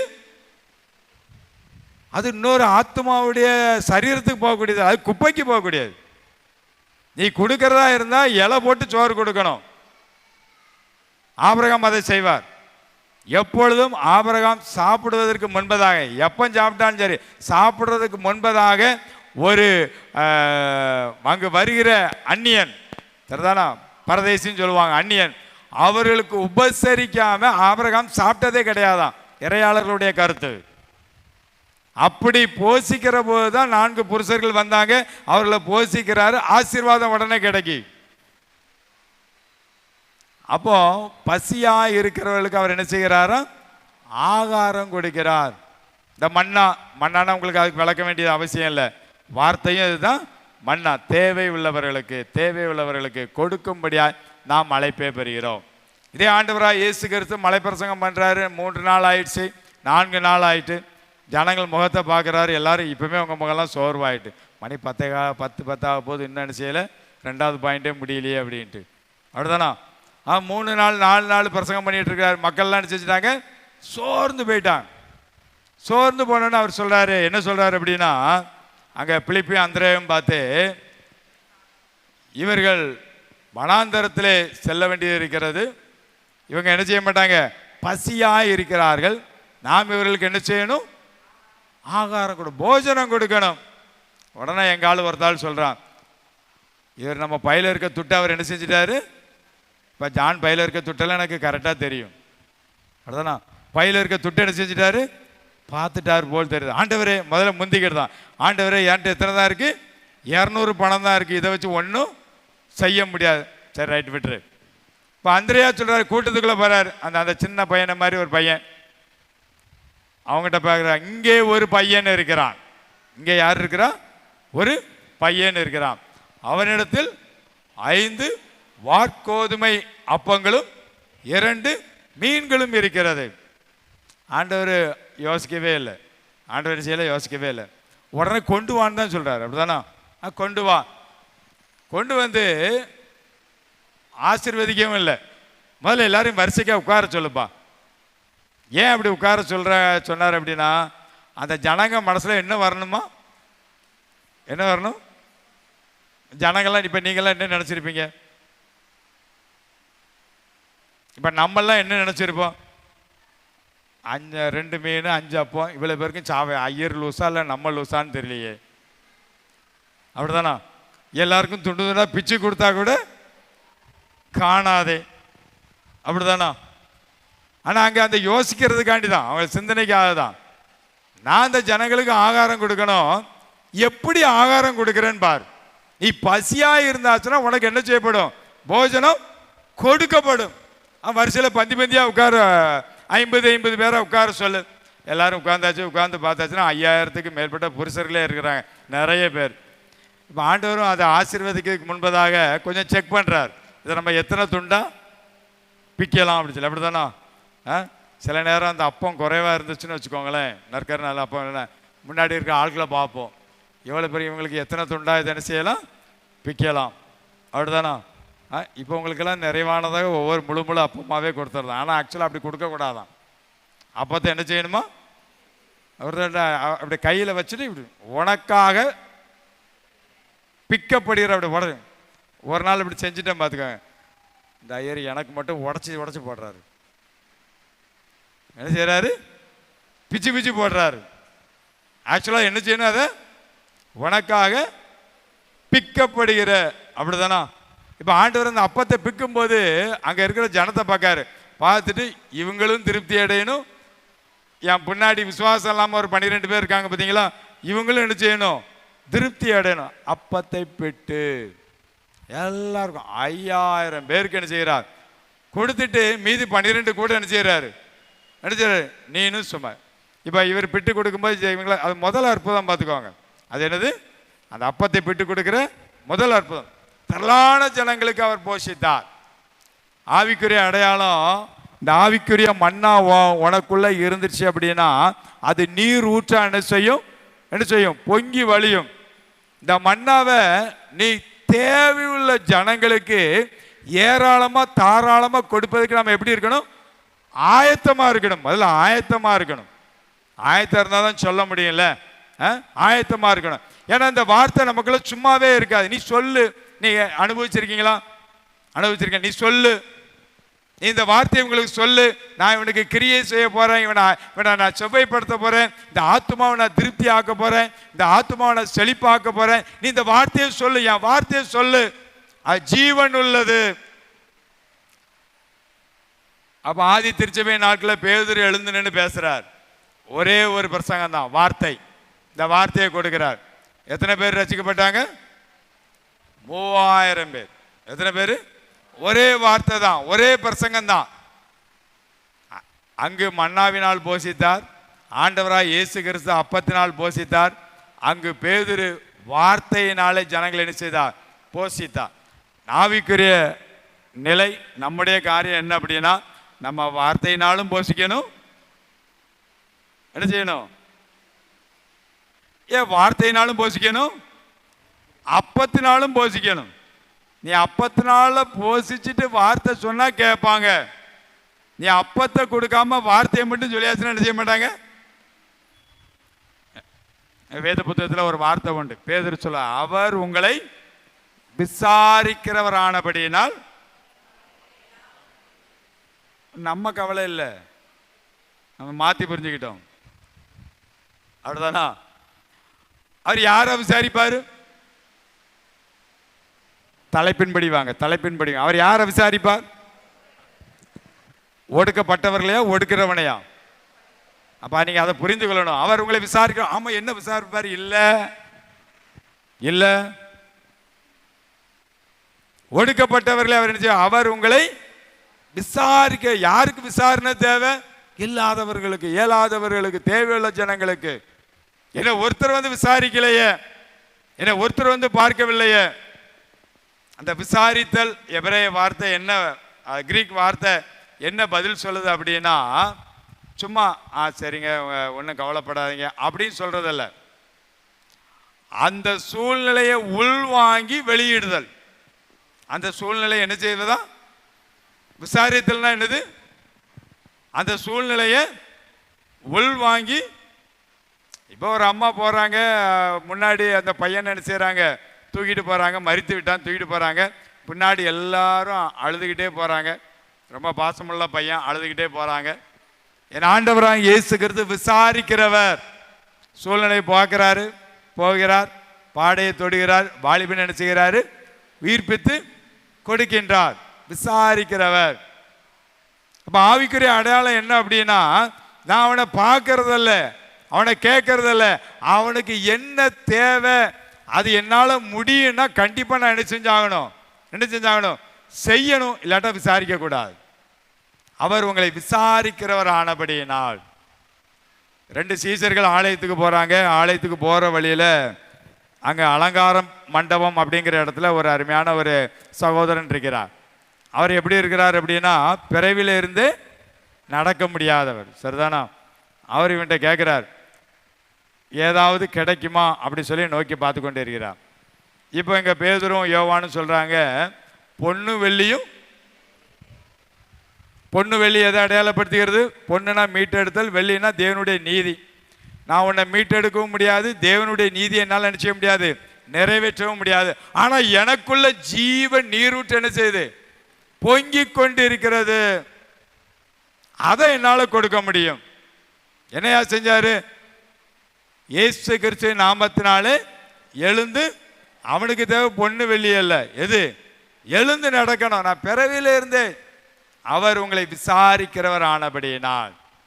ஒருவேளை நீங்கள் நினைக்கலாம், நான் அப்படியெல்லாம் நான் சொன்னால் அற்புதம் நடக்குமா? அற்புதம் நடக்கிறத பற்றி நான் பேசலை. நம்ம கரங்களில் திராணி இருக்கும் அப்படின்னா கண்டிப்பாக நான் அதை என்ன செஞ்சுருக்கணும், செய்ய வேண்டிய நேரத்தில் செஞ்சுருக்கணும். அப்படிதானா? கையில் திராணி இருக்கும்போது செய்யத்தக்கவர்களுக்கு என்ன செய்யணும், செய்திருக்க. செய்யாமல் நீங்கள் தான் செஞ்சிருக்கீங்க. நல்ல பிள்ளைங்கள. அப்படிதானா? நம்மளாம் நல்ல பிள்ளைங்களா கெட்ட பிள்ளைங்களா? அப்பா வீட்டில் எப்போதும் நம்மளாம் நல்ல பிள்ளைங்க. சரிதானா? செய்ய திராணி இருக்கு அப்படின்னு உங்கள் மனசில் நீங்கள் நினைக்கணும். இதை என்னால் முடியும் அப்படின்னு நினச்சிட்டீங்க அப்படின்னா நீங்கள் நினச்ச உடனே கொடுத்துருவீங்க. கொடுத்த உடனே ஆண்டவர் என்ன செய்வார், உங்களுக்கு அங்கீகாரம் கொடுக்கிறார். நிச்சயமாக நீ எந்த அளவு, வேத புத்தகம் போய் சொல்லாது, நீ எந்த அளவு கொடுக்கிறாயோ அதே அளவு அமுக்கி குளிக்க என்ன செய்யுமா, சரிந்து விழும்படி எங்கே போடப்படும்? அடுத்த வீட்டு முத்தத்தில் போடப்படும். எங்கே போடப்படும்? சத்தமா சொல்லுங்க. உங்க மடியில் போடப்படும். அதான் அதில் காரியம். பசியா இருக்கிறவர்களுக்கு அவர் என்ன செய்கிறார்? ஆவிக்குரிய அடையாளம். இன்னைக்கு நம்மகிட்ட ஆண்டவர் எதிர்பார்க்குற, நீ கொடுமா, நான் உன்னை ஆசீர்வதிக்க போறேன், உன்னால் முடிஞ்ச அளவு நீ செய், மீதி உள்ள கருத்தை நான் பொறுப்பெடுத்துக் கொள்கிறேன். ஆண்டவர் நம்மளை 2வதாக பேசுகிற காரியம், ஒடுக்கப்பட்டவரோடு ஒருங்கிணையும் ஆண்டவர். பசியா இருக்கிறவர்களுக்கு அவர் என்ன செய்கிறார்? ஆகாரம் கொடுக்கிறார். 3வதாக சொல்லப்படுகிற ஒரு நிகழ்வு, கட்டுண்டவர்களை அவர் என்ன செய்கிறாரு? விடுதலை ஆக்குகிறார். கட்டுண்டவர்கள் அப்படின்னா இதுதான் இந்த நாளுக்குள்ள டாபிக்கே இதுதான். சரியா? இப்ப நீங்க எல்லாம் கட்டப்பட்டு இருக்கீங்களா, விடுதலை ஆக்கப்பட்டிருக்கீங்களா? பாட்டு படிப்பீங்க, கட்டப்பட்ட மனிதரெல்லாம்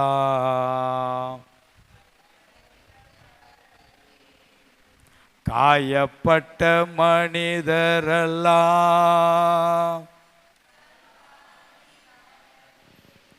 அப்படிதானா? இப்ப நம்மகிட்ட கேள்வி, பாட்டு படிக்கலாமாக்கா? நம்மெல்லாம் கட்டப்பட்டிருக்கிறோமா, கட்ட அவிழ்க்கப்பட்டிருக்கிறோமா? கட்ட அவிழ்க்கப்பட்டவங்களாம் அல்லேலூயா, கரங்களை தட்டி அல்லேலூயா.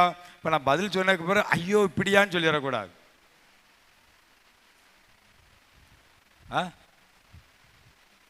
நாம் கட்டப்பட்டிருக்கிறோமா, கட்ட அவிழ்க்கப்பட்டிருக்கிறோமா?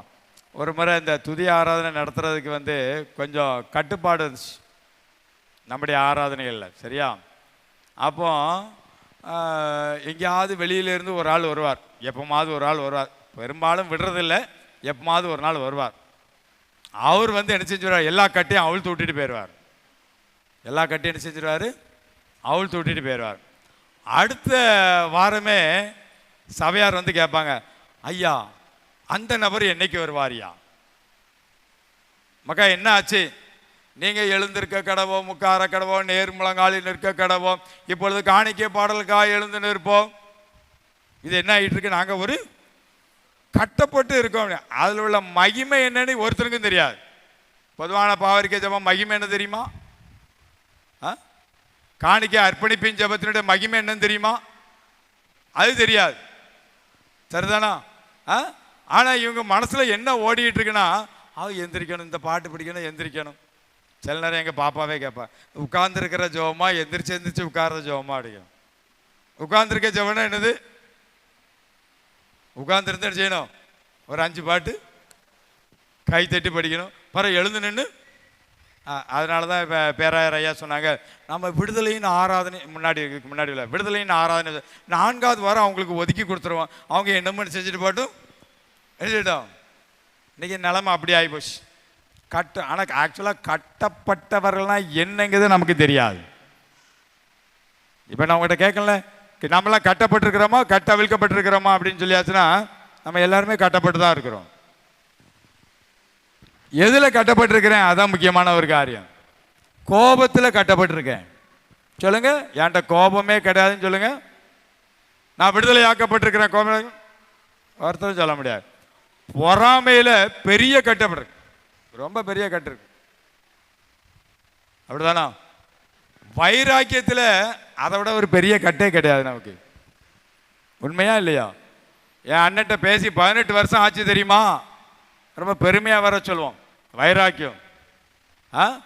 என் ஆத்துக்கார்ட்ட பேசி 4 மாதம் ஆச்சு தெரியுமா? ரொம்ப வைராக்கியம். ஆனால் ஒரே வீட்டில் தான் இருக்கோம், பேச மாட்டோம், கட்டப்பட்டு இருக்கிறோம். சரிதானா? நாம் நினச்சிக்கிட்டு இருக்கிறோம் கட்டு எது அப்படின்னா, அது ஒரு கட்டு தான். இந்த போதைக்கு அடிமையாக இருக்கிறவங்க, விபச்சாரம், இந்த இது அப்படி நம்ம நினச்சிக்கிட்டு இல்லை. ஒவ்வொருவரும் ஆவிக்குரிய காரியம், ஒவ்வொருவரும் நம்ம கட்டப்பட்டிருக்கிறோம். இந்த கட்டில் இருந்து யார் தான் விடுதலை ஆக்க முடியும்? யார் தான்? இனிமேல் நான் கோவமே படமாட்டேன்னு சொல்லி என் சுயத்தில் சொல்லியாச்சுன்னா நம்ம விடுதலை ஆக்க முடியாது. யார் தான் விடுதலை ஆக்க முடியும்? யார் தான் வேணும்? அவர் மாத்திரம் தான் விடுதலை ஆக்க முடியும். அல்லேலூயா. அவரை எப்படி விடுதலை ஆக்க முடியும்? அதுதான் கேள்வி. இன்னைக்கு அது நமக்கு தெரியாது, அது நமக்கு செய்யாது. இப்போ இயேசு கிறிஸ்து ஒரு வீதி வழியாக போகிறார். போகின்ற பொழுது அங்கு ஒரு பிசாசு பிடித்த ஒரு மனிதன் இருக்கிறான். அவன் அங்கே இருந்து பார்த்து சொல்கிறான், தாவீதின் குமாரனே, உமக்கும் எனக்கும் என்ன, இங்கே உமக்கு என்ன காரியம் அப்படிங்க. யார் கேட்குறா? சோதனைக்காரன் ஆண்டவர் கேட்குறான். நான் தான் இங்கே ஆல்ரெடி இவங்களை என்ன செஞ்சு வச்சிருக்கிறேன், நான் தான் இவனை கட்டி வச்சிருக்கிறேன்னா உமக்கு இங்கே என்ன, நான் தான் எல்லாம் கட்டி. இப்போ அதே கேள்வி தான் நம்மகிட்ட. நம்ம மூலமாக ஆண்டவர் கேட்க, உமக்கு இங்கே என்னையா வேலை, நாங்கள் தான் இங்கே நல்லா தானே இருக்கோம், அவ்வளோதானா? நான் தான் இவங்களை நல்லா கட்டி வச்சிருக்கிறேன், சுயத்தில் நான் கட்டி வச்சிருக்கிறேன், யார் சொல்லியும் கேட்க மாட்டோம், நான் செஞ்சது தான், நான் சொன்னது தான், அப்படிதானா? இப்போ கட்டப்பட்டிருக்கிற எனக்கு ஒரு விடுதலை தேவை. எனக்கு ஒரு அவன் கேட்குறான், உமக்கு எனக்கு இங்கே என்ன, நான் தான் இங்கே இருக்கேனே, உமக்கு இங்கே என்ன வேலை?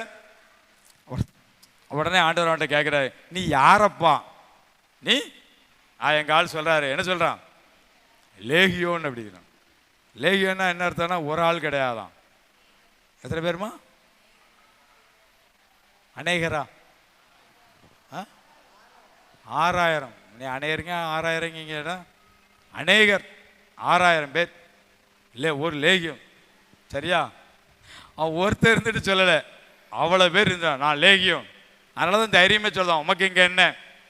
நமக்கு அந்த லேகியங்கிறதுக்கு எப்படி அர்த்தம் சொல்லிக்கலாம் அப்படின்னா, நம்மக்கிட்ட இருக்கிற ஆண்டவருக்கு பிரியமில்லாத எல்லா சுவாபத்தையும் எடுத்துக்குவாங்க. சரியா? ஒன்றுனா சொல்லதுக்கு நேரம் இல்லை, எல்லா சுவாபத்தையும் எடுத்துக்குவாங்க. இவ்வளவு சுவாபம் என்ன செஞ்சிட்டு இருக்கு? கட்டப்பட்டிருக்கிறோம். இப்போ நம்ம ஆண்டவரை பற்றி நீ யாருன்னு கேட்குறோம். எப்படி கேட்குறோம் அப்படின்னா, இவ்வளவு நாளாக நான் ஜெபம் பண்ணிட்டு இருக்கேன், இந்த ஆண்டவர் எனக்கு என்ன செய்யலை? ஒன்றுமே செய்யலை. லேகியோன்.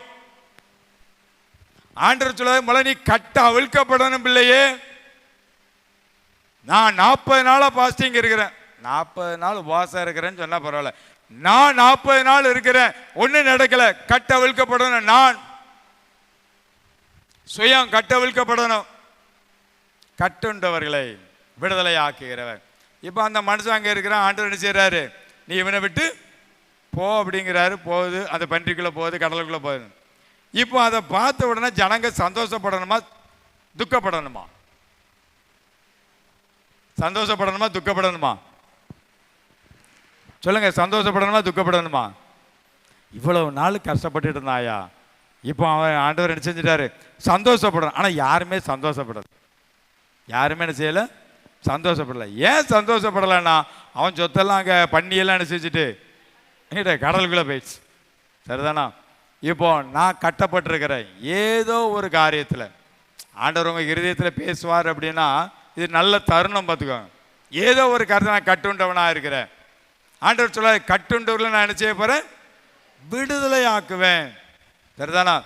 எப்படி விடுதலை ஆக்க முடியும் அப்படின்னா, நல்ல ஒரே சம்பவத்தை சொல்லி நான் நிறைவு செய்கிறேன்.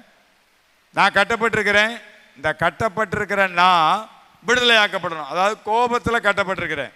ஏன்னா கோபம் தான் காமன், எல்லாருக்குமே இருக்கும். என்னை பற்றி இப்படி சொல்லிட்டாங்க, ஏன்ட்ட இப்படி சொல்லிட்டாங்க, கோபத்தில் கட்டப்பட்டிருக்கிறேன்.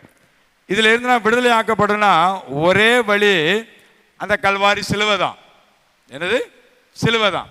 நீங்கள் மர சிலுவையாக அதை பார்க்கக்கூடாது. சிலுவையில் யாரை பார்க்கணும்? இயேசுவையும் பார்க்கக்கூடாது. சிலுவையில் யாரை பார்க்கணும்? ரத்தம் சிந்தின இயேசுவை பார்க்கணும். அவ்வளோதானா? ஏற்கனவே சம்பவம் சொல்லி முடிச்சிட்டேன். சிலுவையில் யாரை பார்க்கணும்? ரத்தம் சிந்தி கொண்டிருக்கிற இயேசுவனை நீங்கள் அழகாக பார்ப்பீங்க சிலுவையில். வருத்தப்பட்ட பாரம் சுமக்கிறவர்களே, நீங்கள் எல்லாரும் என்ன இடத்துல அந்த சிலுவையை பார்க்கும்போது உங்களுக்கு தெரியும். ஆவிக்குரிய நிறமில் உணர்ந்தீங்க அப்படின்னா இதே பிம்பத்தை நீங்கள் என்ன செய்யலாம்? உங்கள் இருதயத்தில் நீங்கள் கொண்டு வரலாம். ஆனால் இறையாளர்கள் பரிசுத்தவான்கள் சொல்லுகிற காரியம் என்ன அப்படின்னா, அந்த சிலுவையில் ரத்தம் சிந்துகிற இயேசுவை பார்க்கணும். அப்பதான் உன் கட்டுகள் அவிழ்க்கப்படும். இங்கே இருந்து ரைட் நவ் அதெல்லாம் ஒன்றும் நடக்காது. அந்த நேரம் மட்டும் குதிப்போம். நீ சிலுவையில ரத்தம் சிந்துகிற இயேசுவை நீ பார்ப்பாய் என்று சொன்னால் உன் கோபம்ங்கிற கட்டு அவிழ்க்கப்படும், பொறாமைங்கிற கட்டு அவிழ்க்கப்படும். இன்னும் கொஞ்சம் ஆழமா பார்த்தீங்கன்னா, அந்த சிலுவையில ரத்தம் சிந்துகிற இயேசுவை பார்க்கும்போது முகத்துல எந்த ஒரு கோபமே இருக்கா தெரியுமா? ஆவியில உணர்ந்து பார்த்தீங்கன்னா, இப்ப நமக்கெல்லாம் யாராவது ஒரு ஆள் சொல்லிட்டாங்கன்னா நம்ம முகம் என்ன செஞ்சிடும்? ஒரு பக்கம் அரிசியை போட்டு என்ன செஞ்சிடும்? யாரா என்னமா சொல்றான், நான் என்னதான் சொல்லணும், உங்களை சொல்லக்கூடாது, சரியா? டக்குன்னு முகம் மாறிடும். முகம் மாறினதோட நின்னா பரவாயில்ல, வார்த்தை என்ன செஞ்சிடும்? தாறுமாறா வந்துடும். அந்த சூழ்நிலையில இந்த கட்டில இருந்து நான் விடுவிக்கப்படணும். ஆண்டவரே, நீ சிலுவையை பார்க்கணும், சிலுவையில் இருக்கிற ரத்தம் சிந்துகிற இயேசுவை பார்க்கணும், இயேசுவினுடைய முகத்தை பார்க்கணும். காயின் ஆபேல் ஒண்ணு இல்ல, அந்த காணிக்கை என்ன செஞ்சுட்டாரு? ஆண்டவர் ஆசீர்வதிச்சிட்டாரு, அவ்வளவுதான். வேற ஒண்ணும் செய்யல. காயினை கொல்லல, அல்ல காயினை என்ன செய்யல, அடிக்கல. அவனுக்கு ரத்த சம்பந்தமான எந்த ஒரு காரியமும் ஆபேல் அவனுக்கு செய்யல. அவன் முகநாடி வேறுபட்டது. இன்னைக்கு எத்தனை பேருடைய முகநாடி வேறுபட்டு இருக்கு? இந்த காலை வேளையில ஆண்டவர் நம்மோடு என்னோடு கூட பேசுகிறார். சரியா? கற்றுக்கொள்கிற காரியம், எந்த சூழ்நிலையிலும் சிலுவையில இயேசு ரத்தம் சிந்தின இயேசு முகத்தை பார்க்கணும். அவர் முகத்துல எவ்வளவும் பிரகாசம் குறையலையா? என்ன செய்யல? எவ்வளவும் பிரகாசம். ஆக்சுவலா அவருக்கு கோபம் வந்திருக்கணுமா வந்திருக்க கூடாதா? ஒரு தப்பு செய்யல, ஒரு பாவம் செய்யல. இப்படி என்ன அடிக்கிறாங்களே, இவனெல்லாம் நான் என்ன செய்யணும் அப்படின்னு ஒரு துளி கூட என்ன வரலைங்க.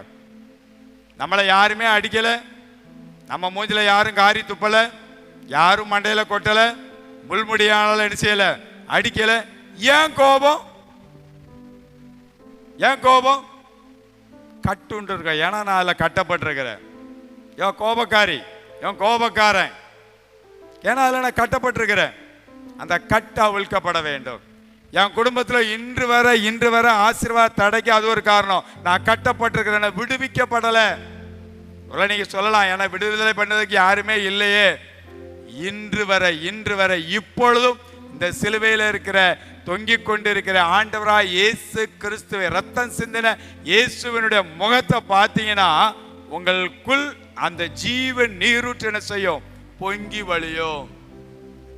எப்பயா அந்த ஆவிக்குரிய அனுபவத்துக்கு நான் வருவேன்? ஒடுக்கப்படுகின்ற பொழுது, முதல்ல இருந்து பசியா இருக்கின்ற பொழுது, நல்ல திருப்தியா இருந்தாலும் எனக்கு அந்த எண்ணம் வராது. எப்போ தேவை அதிகரிக்கோ அப்பதான் எனக்கு என்ன செய்யும்? அந்த தேவையை நான் எப்படியாவது பூர்த்தி செய்யணும். ஆத்துமா தாகம். அதனாலதான் ஆண்டவராய் இயேசு கிறிஸ்து சிலுவையில் சொன்னார். என்ன சொன்னார்? தாகமா இருக்கிறேன் பிள்ளையே, தாகமா இருக்கிறேன். நீ என் ரத்தம் முழுவதும் போயிடுச்சுங்கிறது காரியம் இல்லை. இன்னும் இந்த ஜனங்கள் என்ன செய்யாம இருக்கிறாங்க? மாறாம இருதயத்தை தராம இருக்காங்களே. எத்தனையோ பிரசங்கம் கேட்டாச்சு, எத்தனையோ பிரசங்கம் பண்ணியாச்சு. ஆனா என் ஆண்டவர் இன்று இன்று கட்டுண்டவர்களை விடுதலை ஆக்கும்படியாகவே இந்த வார்த்தையை உங்கள் முன்னால் வைக்கிறார். என்னை நோக்கி பார், அப்பொழுது ரட்சிப்பார். என் முகத்தை பாரு, கல்வாரி சிலுவையில உனக்காக நான் சிந்தின ரத்தத்தை பார். அநேகர் இப்ப என்ன நடந்துச்சு அப்படின்னா, சொர்பத்தை பார்க்குற மாதிரி சிலுவையை என்ன செய்ய ஆரம்பிச்சிட்டாங்க? என்ன செய்ய ஆரம்பிச்சிட்டாங்க?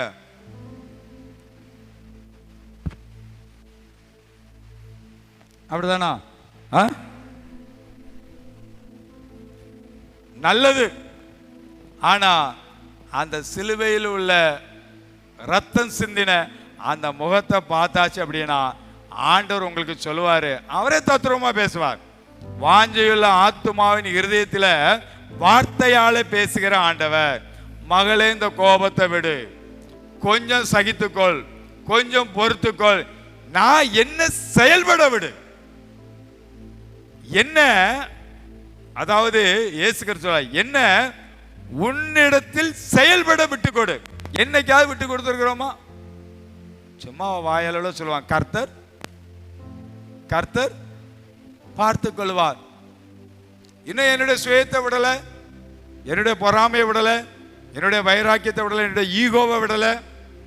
கட்டுண்டவர்களை விடுதலையாக்குவார். அப்ப நான் எதுல குறைவுபட்டிருக்கிறேன்? ஆண்டவனால நம்மோடு கூட பேசுகிற காரியம் தான். ஆனா நல்ல வார்த்தை சொல்கிறது, ஒடுக்கப்பட்டவரோடு ஒருங்கிணையும் ஆண்டவர். இப்ப உங்க கூட ஆண்டவர் இருக்காரா இல்லையாங்கிறத நீங்களே என்ன செஞ்சிடணும்? சொல்லுங்க, யாருக்குள்ளெல்லாம் ஆண்டவர் இருக்கிறார்? ஜெபம் செய்வோம். பாரும் தந்தையே, எந்தன் உள்ளத்தை யாரும் காணாவுள் அலங்கோலத்தை, பாரும் தந்தையே, எந்தன் உள்ளத்தை யாரும் காணாவுள் அலங்கோலத்தை, மனநொந்து மருளுகின்றேன், பரிசுத்தம் கெஞ்சுகின்றேன், மனநொந்து மருளுகின்றேன், பரிசுத்தம் கெஞ்சுகின்றேன். துணை வேண்டும் தகப்பனே, உலகிலே என்னை எதிர்க்கும் சக்திகள் பல உண்டு.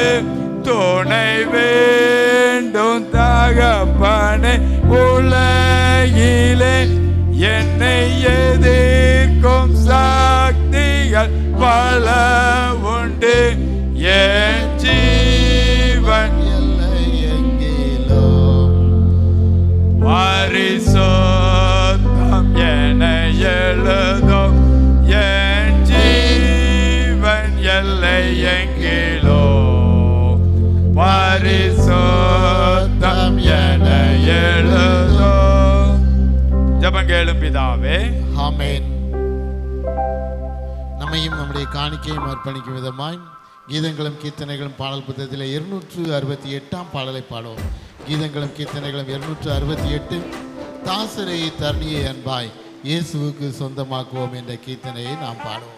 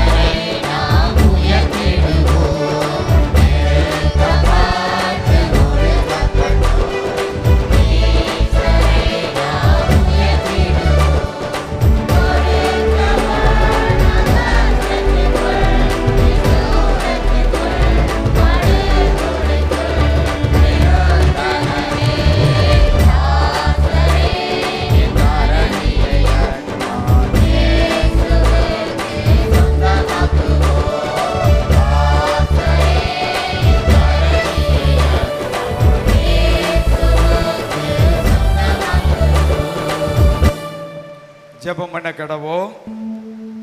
நம்முடைய காணிக்கையின் தேவனுடைய சமூகத்தில் அர்ப்பணிப்போம். பரிசுத்த பிதாவே, உமது கிருபாதண்டையில் பிரவேசிப்பதற்கு புதியதும் சிறுமான மார்க்கத்தை அது அருமையான குமார இரத்தத்தால் எங்களுக்கு உண்டு பண்ணினீரே. நாங்கள் அபாத்தராயினும் அவர் மூலமாய் மண்ட வருகிறோம். எங்களை இந்த காணிக்கையுடைய நாம மகிமைக்கு அங்கீகரித்து உபயோகிக்கும்படியாக தாழ்மையோடு வேண்டிக் கொள்கிறோம். வானத்திலும் பூமியில் உள்ள எல்லாம் உடையவைகள் உமது கரத்திலே வாங்கி உமக்கு கொடுக்கிறோம். தகப்பனே, இந்த வேளையில் நம்முடைய கரத்திலே தாழ்த்துகிறோம் அப்பா. அருமையான சிறு பிள்ளைகளுக்காக, வாலிப சகோதர சகோதரிகளுக்காக, அருமையான பெற்றோர்களுக்காக, வயோதிப நிலையில் இருக்கிற அருமையான பெற்றோர்களுக்காக, பலவீனத்தோடு இல்லங்களில் இருக்கிற அருமையான எங்கள் பிள்ளைகளுக்காக, சோர்வோடு இருக்கிற அருமையான பிள்ளைகளுக்காக, வெளியிடங்களில் வெளிநாடுகளில் இருக்கிற அருமையான எங்கள் திருச்சபையின் பிள்ளைகளுக்காக வேண்டுதல் செய்கிறோம். என் நாமத்தை உயர்த்துகிற எந்த ஸ்தானத்தில் நான் வந்து ஆசீர்வதிப்பேன் என்ற வார்த்தையின்படி எந்தெந்த ஸ்தானங்கள்லாம் உடைய நாமத்தை எங்கள் பிள்ளைகள் உயர்த்துகிறார்களோ அந்தந்த இடங்களில் எங்கள் பிள்ளைகளை நீர் கனப்படுத்தும்படியாய், மகிமைப்படுத்தும்படியாய், மேன்மைப்படுத்தும்படியாய் நாங்கள் வேண்டுதல் செய்கிறோம் அப்பா. இன்னும் பற்பல தேவைகளுக்காய் காத்திருக்கிற பிள்ளைகளுக்காக ஜெபிக்கிறோம். கற்பத்தின் கனிக்காய் காத்திருக்கிற பிள்ளைகளுக்காக, திருமணத்திற்காய் காத்திருக்கிற பிள்ளைகளுக்காக, வேலை வாய்ப்புகளுக்காய் காத்திருக்கிற பிள்ளைகளுக்காக, நல்ல ஒரு வீடு கட்ட வேண்டும் என்று சொல்லி காத்திருக்கிற பிள்ளைகளுக்காக, இன்னுமாய் பற்பல தேவைகளோடு இருக்கிற அருமையான எங்கள் பிள்ளைகளுக்காக நாங்கள் ஜெபிக்கிறோம் அப்பா. காத்திருத்தல் இருதயத்தை இழைக்க பண்ணும். எங்கள் பிள்ளைகள் விரும்பின நிகழ்வுகளை ஏற்ற வேலையிலே நீர் கொடுத்து ஆசீர்வதிக்க போகிறீர். அதற்காக நாங்கள் நன்றி செலுத்துகிறோம் ஆண்டவரே.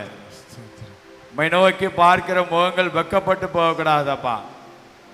அவர்கள் அவரை நோக்கி பார்த்தார்கள், பிரகாசம் அடைந்தார்கள், ரட்சிப்பை பெற்றுக்கொண்டார்கள், சுகத்தை பெற்றுக்கொண்டார்கள். இதுதான் காரியம் ஆண்டவரே. உம்மை நோக்கி பார்க்கிற முகங்கள் எந்த சூழ்நிலையிலும் சோர்ந்து போகாதபடி, தகப்பன்கள் பிள்ளைகளை திடப்படுத்தும்படியாய், ஸ்திரப்படுத்தும்படியாய் வார்த்தை தெளிவாக சொல்கிறது. கர்த்தருக்கு காத்திரு, அவர் உன் இருதயத்தை ஸ்திரப்படுத்துவார். திடமனதாக இருந்து கர்த்தருக்கே காத்திரு,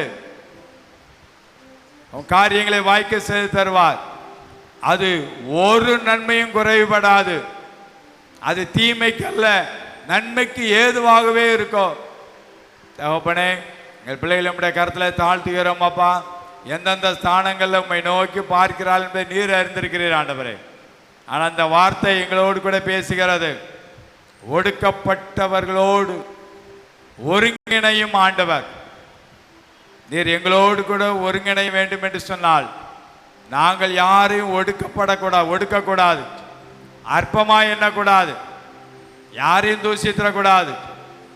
எனக்கு முன்பதாக இருப்பவர்கள் தேவ சாயலை கொண்டவர்கள். அவளை நான் துக்கப்படுத்தக்கூடாது, வேதனைப்படுத்தக்கூடாது என்கின்ற உள்ளான ஆவிக்குரிய உணர்வை எங்களுக்கு தாங்கப்பா.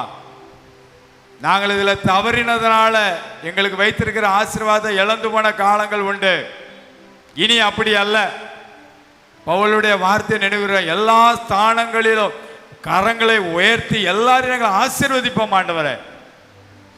நாங்கள் ஆசீர்வாதமாக இருப்பதற்காக, நீர் எங்களை ஆசீர்வதிப்பதற்காக, உம்முடைய சாயலை ஒவ்வொரு ஸ்தானத்திலும் வெளிப்படுத்த ஆண்டவர் நீர் எங்களுக்கு உதவி செய்யுங்க, கற்றுத்தாங்க ஆண்டவரே.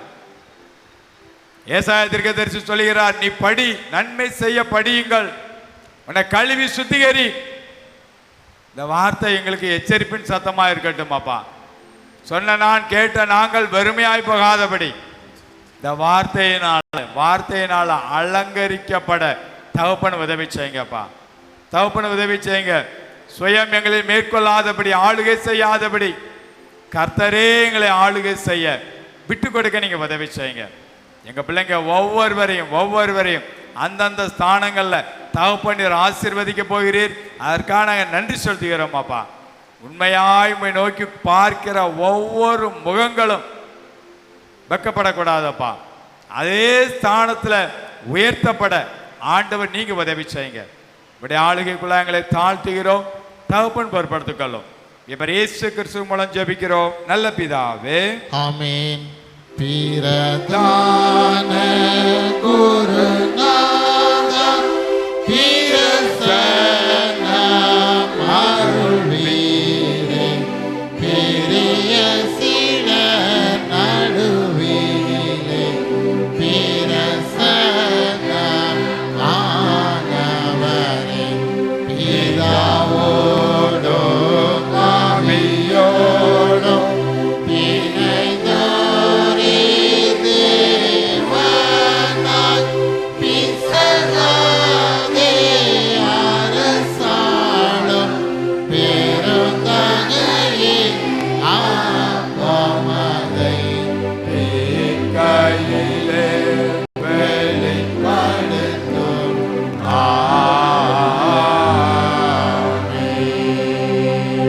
கர்த்தர் உங்களோடு இருப்பாராக. கர்த்தரும் ஆவியோடும் இருப்பாராக. உங்கள் இதயத்தை உயர்த்திடுங்கள். உயர்த்துவோம் இதயத்தை கர்த்தரிடமே. தோத்திரம் செலுத்துவோம் தேவனுக்கே. தகுதியும் நீதியும் அதுவேயாகும். இயேசு தாம் காட்டி கொடுக்கப்பட்ட ராத்திரியிலே அப்பத்தை எடுத்து சோஸ்திரம் பண்ணி அதை பிட்டு சீசர்கள் கொடுத்து, நீங்கள் வாங்கி புசியுங்கள், இது உங்களுக்காக கொடுக்கப்படுகின்ற சரீரம், என்னை நினைவு கூறும்படி இதை செய்யுங்கள் என்றார். அப்படியே போஜனம் பண்ணின பின்பு பாத்திரத்தையும் எடுத்து சோஸ்திரம் பண்ணி அவர்களுக்கு கொடுத்து, நீங்கள் எல்லாரும் இதிலே பானம் பண்ணுங்கள், இது பாவ மன்னிப்பு உண்டாகும்படி உங்களுக்கான சிந்தப்படுகிற புது உடன்படிக்கைக்குரிய ரத்தம், இதை பானம் பண்ணும் பொழுதெல்லாம் என்னை நினைவு கூறும்படி இதை செய்யுங்கள் என்று திருவுளம் பற்றினார். கர்த்தாவும் மரணத்தை நினைவு கூர்ந்து களிப்புடன் உயிர்த்ததை அறிக்கை செய்து காத்திருப்போம் வருகைக்காக காசினியில் உம்மை தோத்தரிப்போம். ஆதலால் பிதாவே முதுகுமாரனாகிய ஆண்டவர் அருமையான பாடுகளையும் மரணத்தையும் மகிமையான உயிர்த்தெழுதலையும் பரமேதலையும் நினைவு கூர்ந்து அடியார்களாகிய நாங்கள் அவருடைய கட்டளையின்படி அவர் வருகையை நோக்கினவர்களாக இதை செய்கிறோம். அவரில் நீர் எங்களுக்காக நிறைவேற்றின பூர்ண மீட்புக்காக உமக்கு நன்றி செலுத்துகிறோம். கர்த்தாவே எங்கள் தேவனே, கருத்துடன் உம்மை துதிக்கின்றோம். காருண்யரே உம்மை புகழுகின்றோம். கனிவுடன் மகிமைப்படுத்துகின்றோம். பரமண்டலங்களில் இருக்கிற எங்கள் பிதாவே, உம்முடைய நாமம் பரிசுத்தப்படுவதாக, உம்முடைய ராஜ்யம் வருவதாக, உம்முடைய சித்தம் பரமண்டலத்திலே செய்யப்படுவது போல பூமியிலே செய்யப்படுவதாக. அன்றன்றுள்ள அப்பத்தை எங்களுக்கு இன்று தாரும். எங்களுக்கு விரோதமாய் குற்றம் செய்கிறவர்களுக்கு நாங்கள் மன்னிக்கிறே போல எங்கள் குற்றங்களை எங்களுக்கு மன்னியும். எங்களை சோதனைக்குள் பிரவேசிக்கப்படாமல் தீமை நின்று ரசித்துக் கொள்ளும்.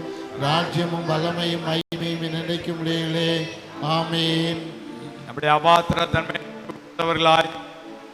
அவருடைய திருப்பந்தியில் பங்கு பெறுவதற்கு முன்பதாக நம்மை நாமே தற்பரிசோதனை செய்து கொள்வோம். தாழ்மையின் ஜபத்தை யாரும் சேர்ந்து ஏறெடுப்போம். இரக்கமுள்ள கர்த்தாவே, எங்கள் சுயநீதியை நம்பி நாங்கள் உம்முடைய பந்தியில் சேர துணியாமல் தேவனுடைய அளவற்ற இரக்கத்தை நம்பி சேருகிறோம். உம்முடைய மேஜையின் கீழும் துணிக்கைகளையும் பொறுக்கிக் கொள்ள நாங்கள் பார்த்ததல்ல, ஆனாலும் தேவரீர் எப்பொழுதும் இரக்கம் செய்கிற லட்சணமுடைய மாறாத ஆண்டவராக இருக்கிறேன். ஆகையால் கிருபையுள்ள கர்த்தாவே, உமது அருமையான குமாரனாகிய இயேசு கிறிஸ்துவின் விலைமதியான சிரத்தாலும் இரத்தத்தாலும் எங்கள் பாவமுள்ள சரீரம் ஆத்மாவும் சுத்தமாகி எப்பொழுது நாங்கள் அவருக்குள்ளும் அவர் எங்களுக்குள்ளும் வாசமாய்ப்பதற்கு ஏற்ற விதமாய் அவருடைய சரீரத்தை புசித்து அவருடைய இரத்தத்தை பானம் பண்ண எங்களுக்கு கிருபை செய்தல்லோம். ஆமேன். நாம் பிக்கிற அப்பம் கிறிஸ்து இயேசுடைய சரீரத்தின் ஐக்கியமாய் இருக்கிறது அல்லவா?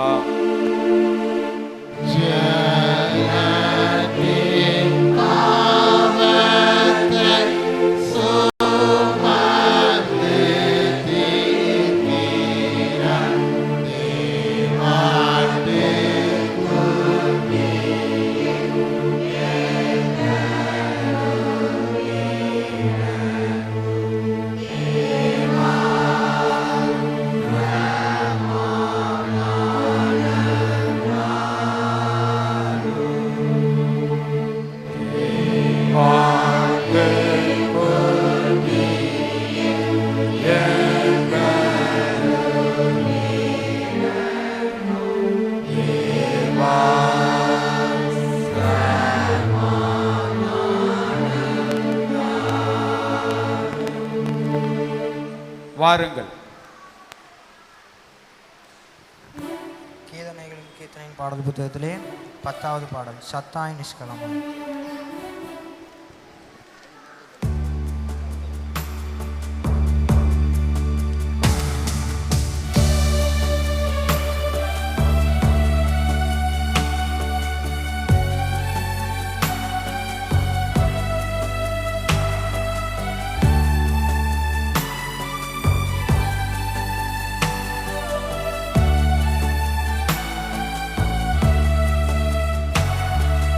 சத்தாய்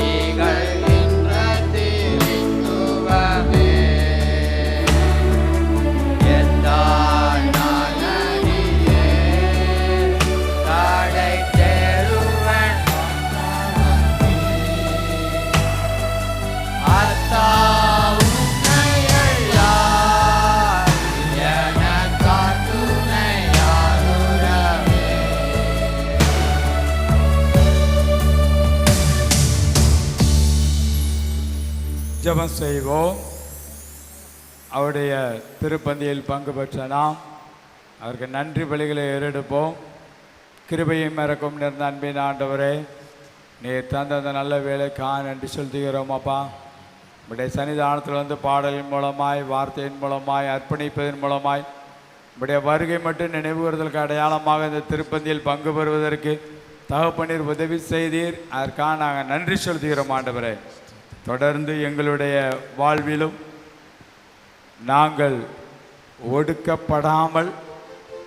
ஒடுக்காமல் பசியாக இருக்கிறவர்களுக்கு ஆகாரம் கொடுக்கிறவர்களாக, கட்டுண்டவர்களை விடுதலையாக்குகிறவர்களாக, விடுவிக்கப்பட்டவர்களாக வாழ்ந்து சுகமாயிருக்க ஆண்டவர் நீர் உதவி செய்தருளும்படியாக நாங்கள் ஜெபிக்கிறோம்.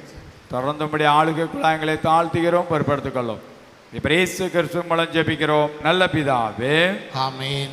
எல்லா புத்திக்கும் மேலான தேவ சமாதானங்களோடு இருந்து நீங்கள் தேவனையும் அவருடைய குமாரனையும் ஆதரவு இயேசு கிறிஸ்துவை பற்றிய அறிவில் அன்பில் நிலைத்திருக்கும்படி உங்கள் இருதயத்தையும் சிந்தையும் காக்க கடவது பிதா, குமாரன், பரிசுத்தாவியுமாய சர்வவல்லமை பொருந்த தேவனுடைய ஆசீர்வாதம் உங்களுக்குள்ளே இருந்து எப்பொழுதும் உங்களோட நிலைத்திருக்க கடவது.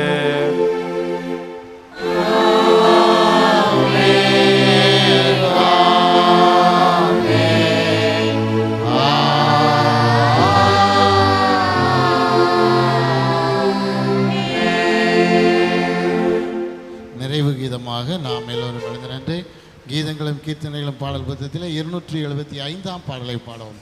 275ஆம் பாடல் ஜெயம் ஜெயம் அல்லேலூயா என்ற பாடல்.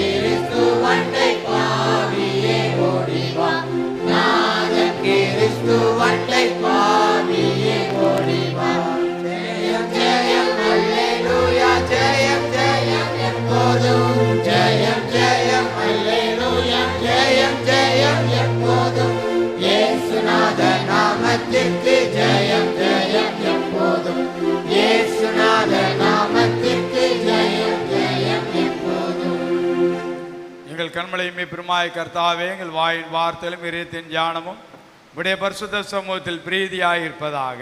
ஆமென். கர்த்தர் உங்களோடு இருப்பாராக, அவர் உமது ஆவியோடும் இருப்பாராக. தேவ சமாதானத்தோட சென்று வர கடவோம். கர்த்தருடைய நாமத்தினாலே ஆமென்.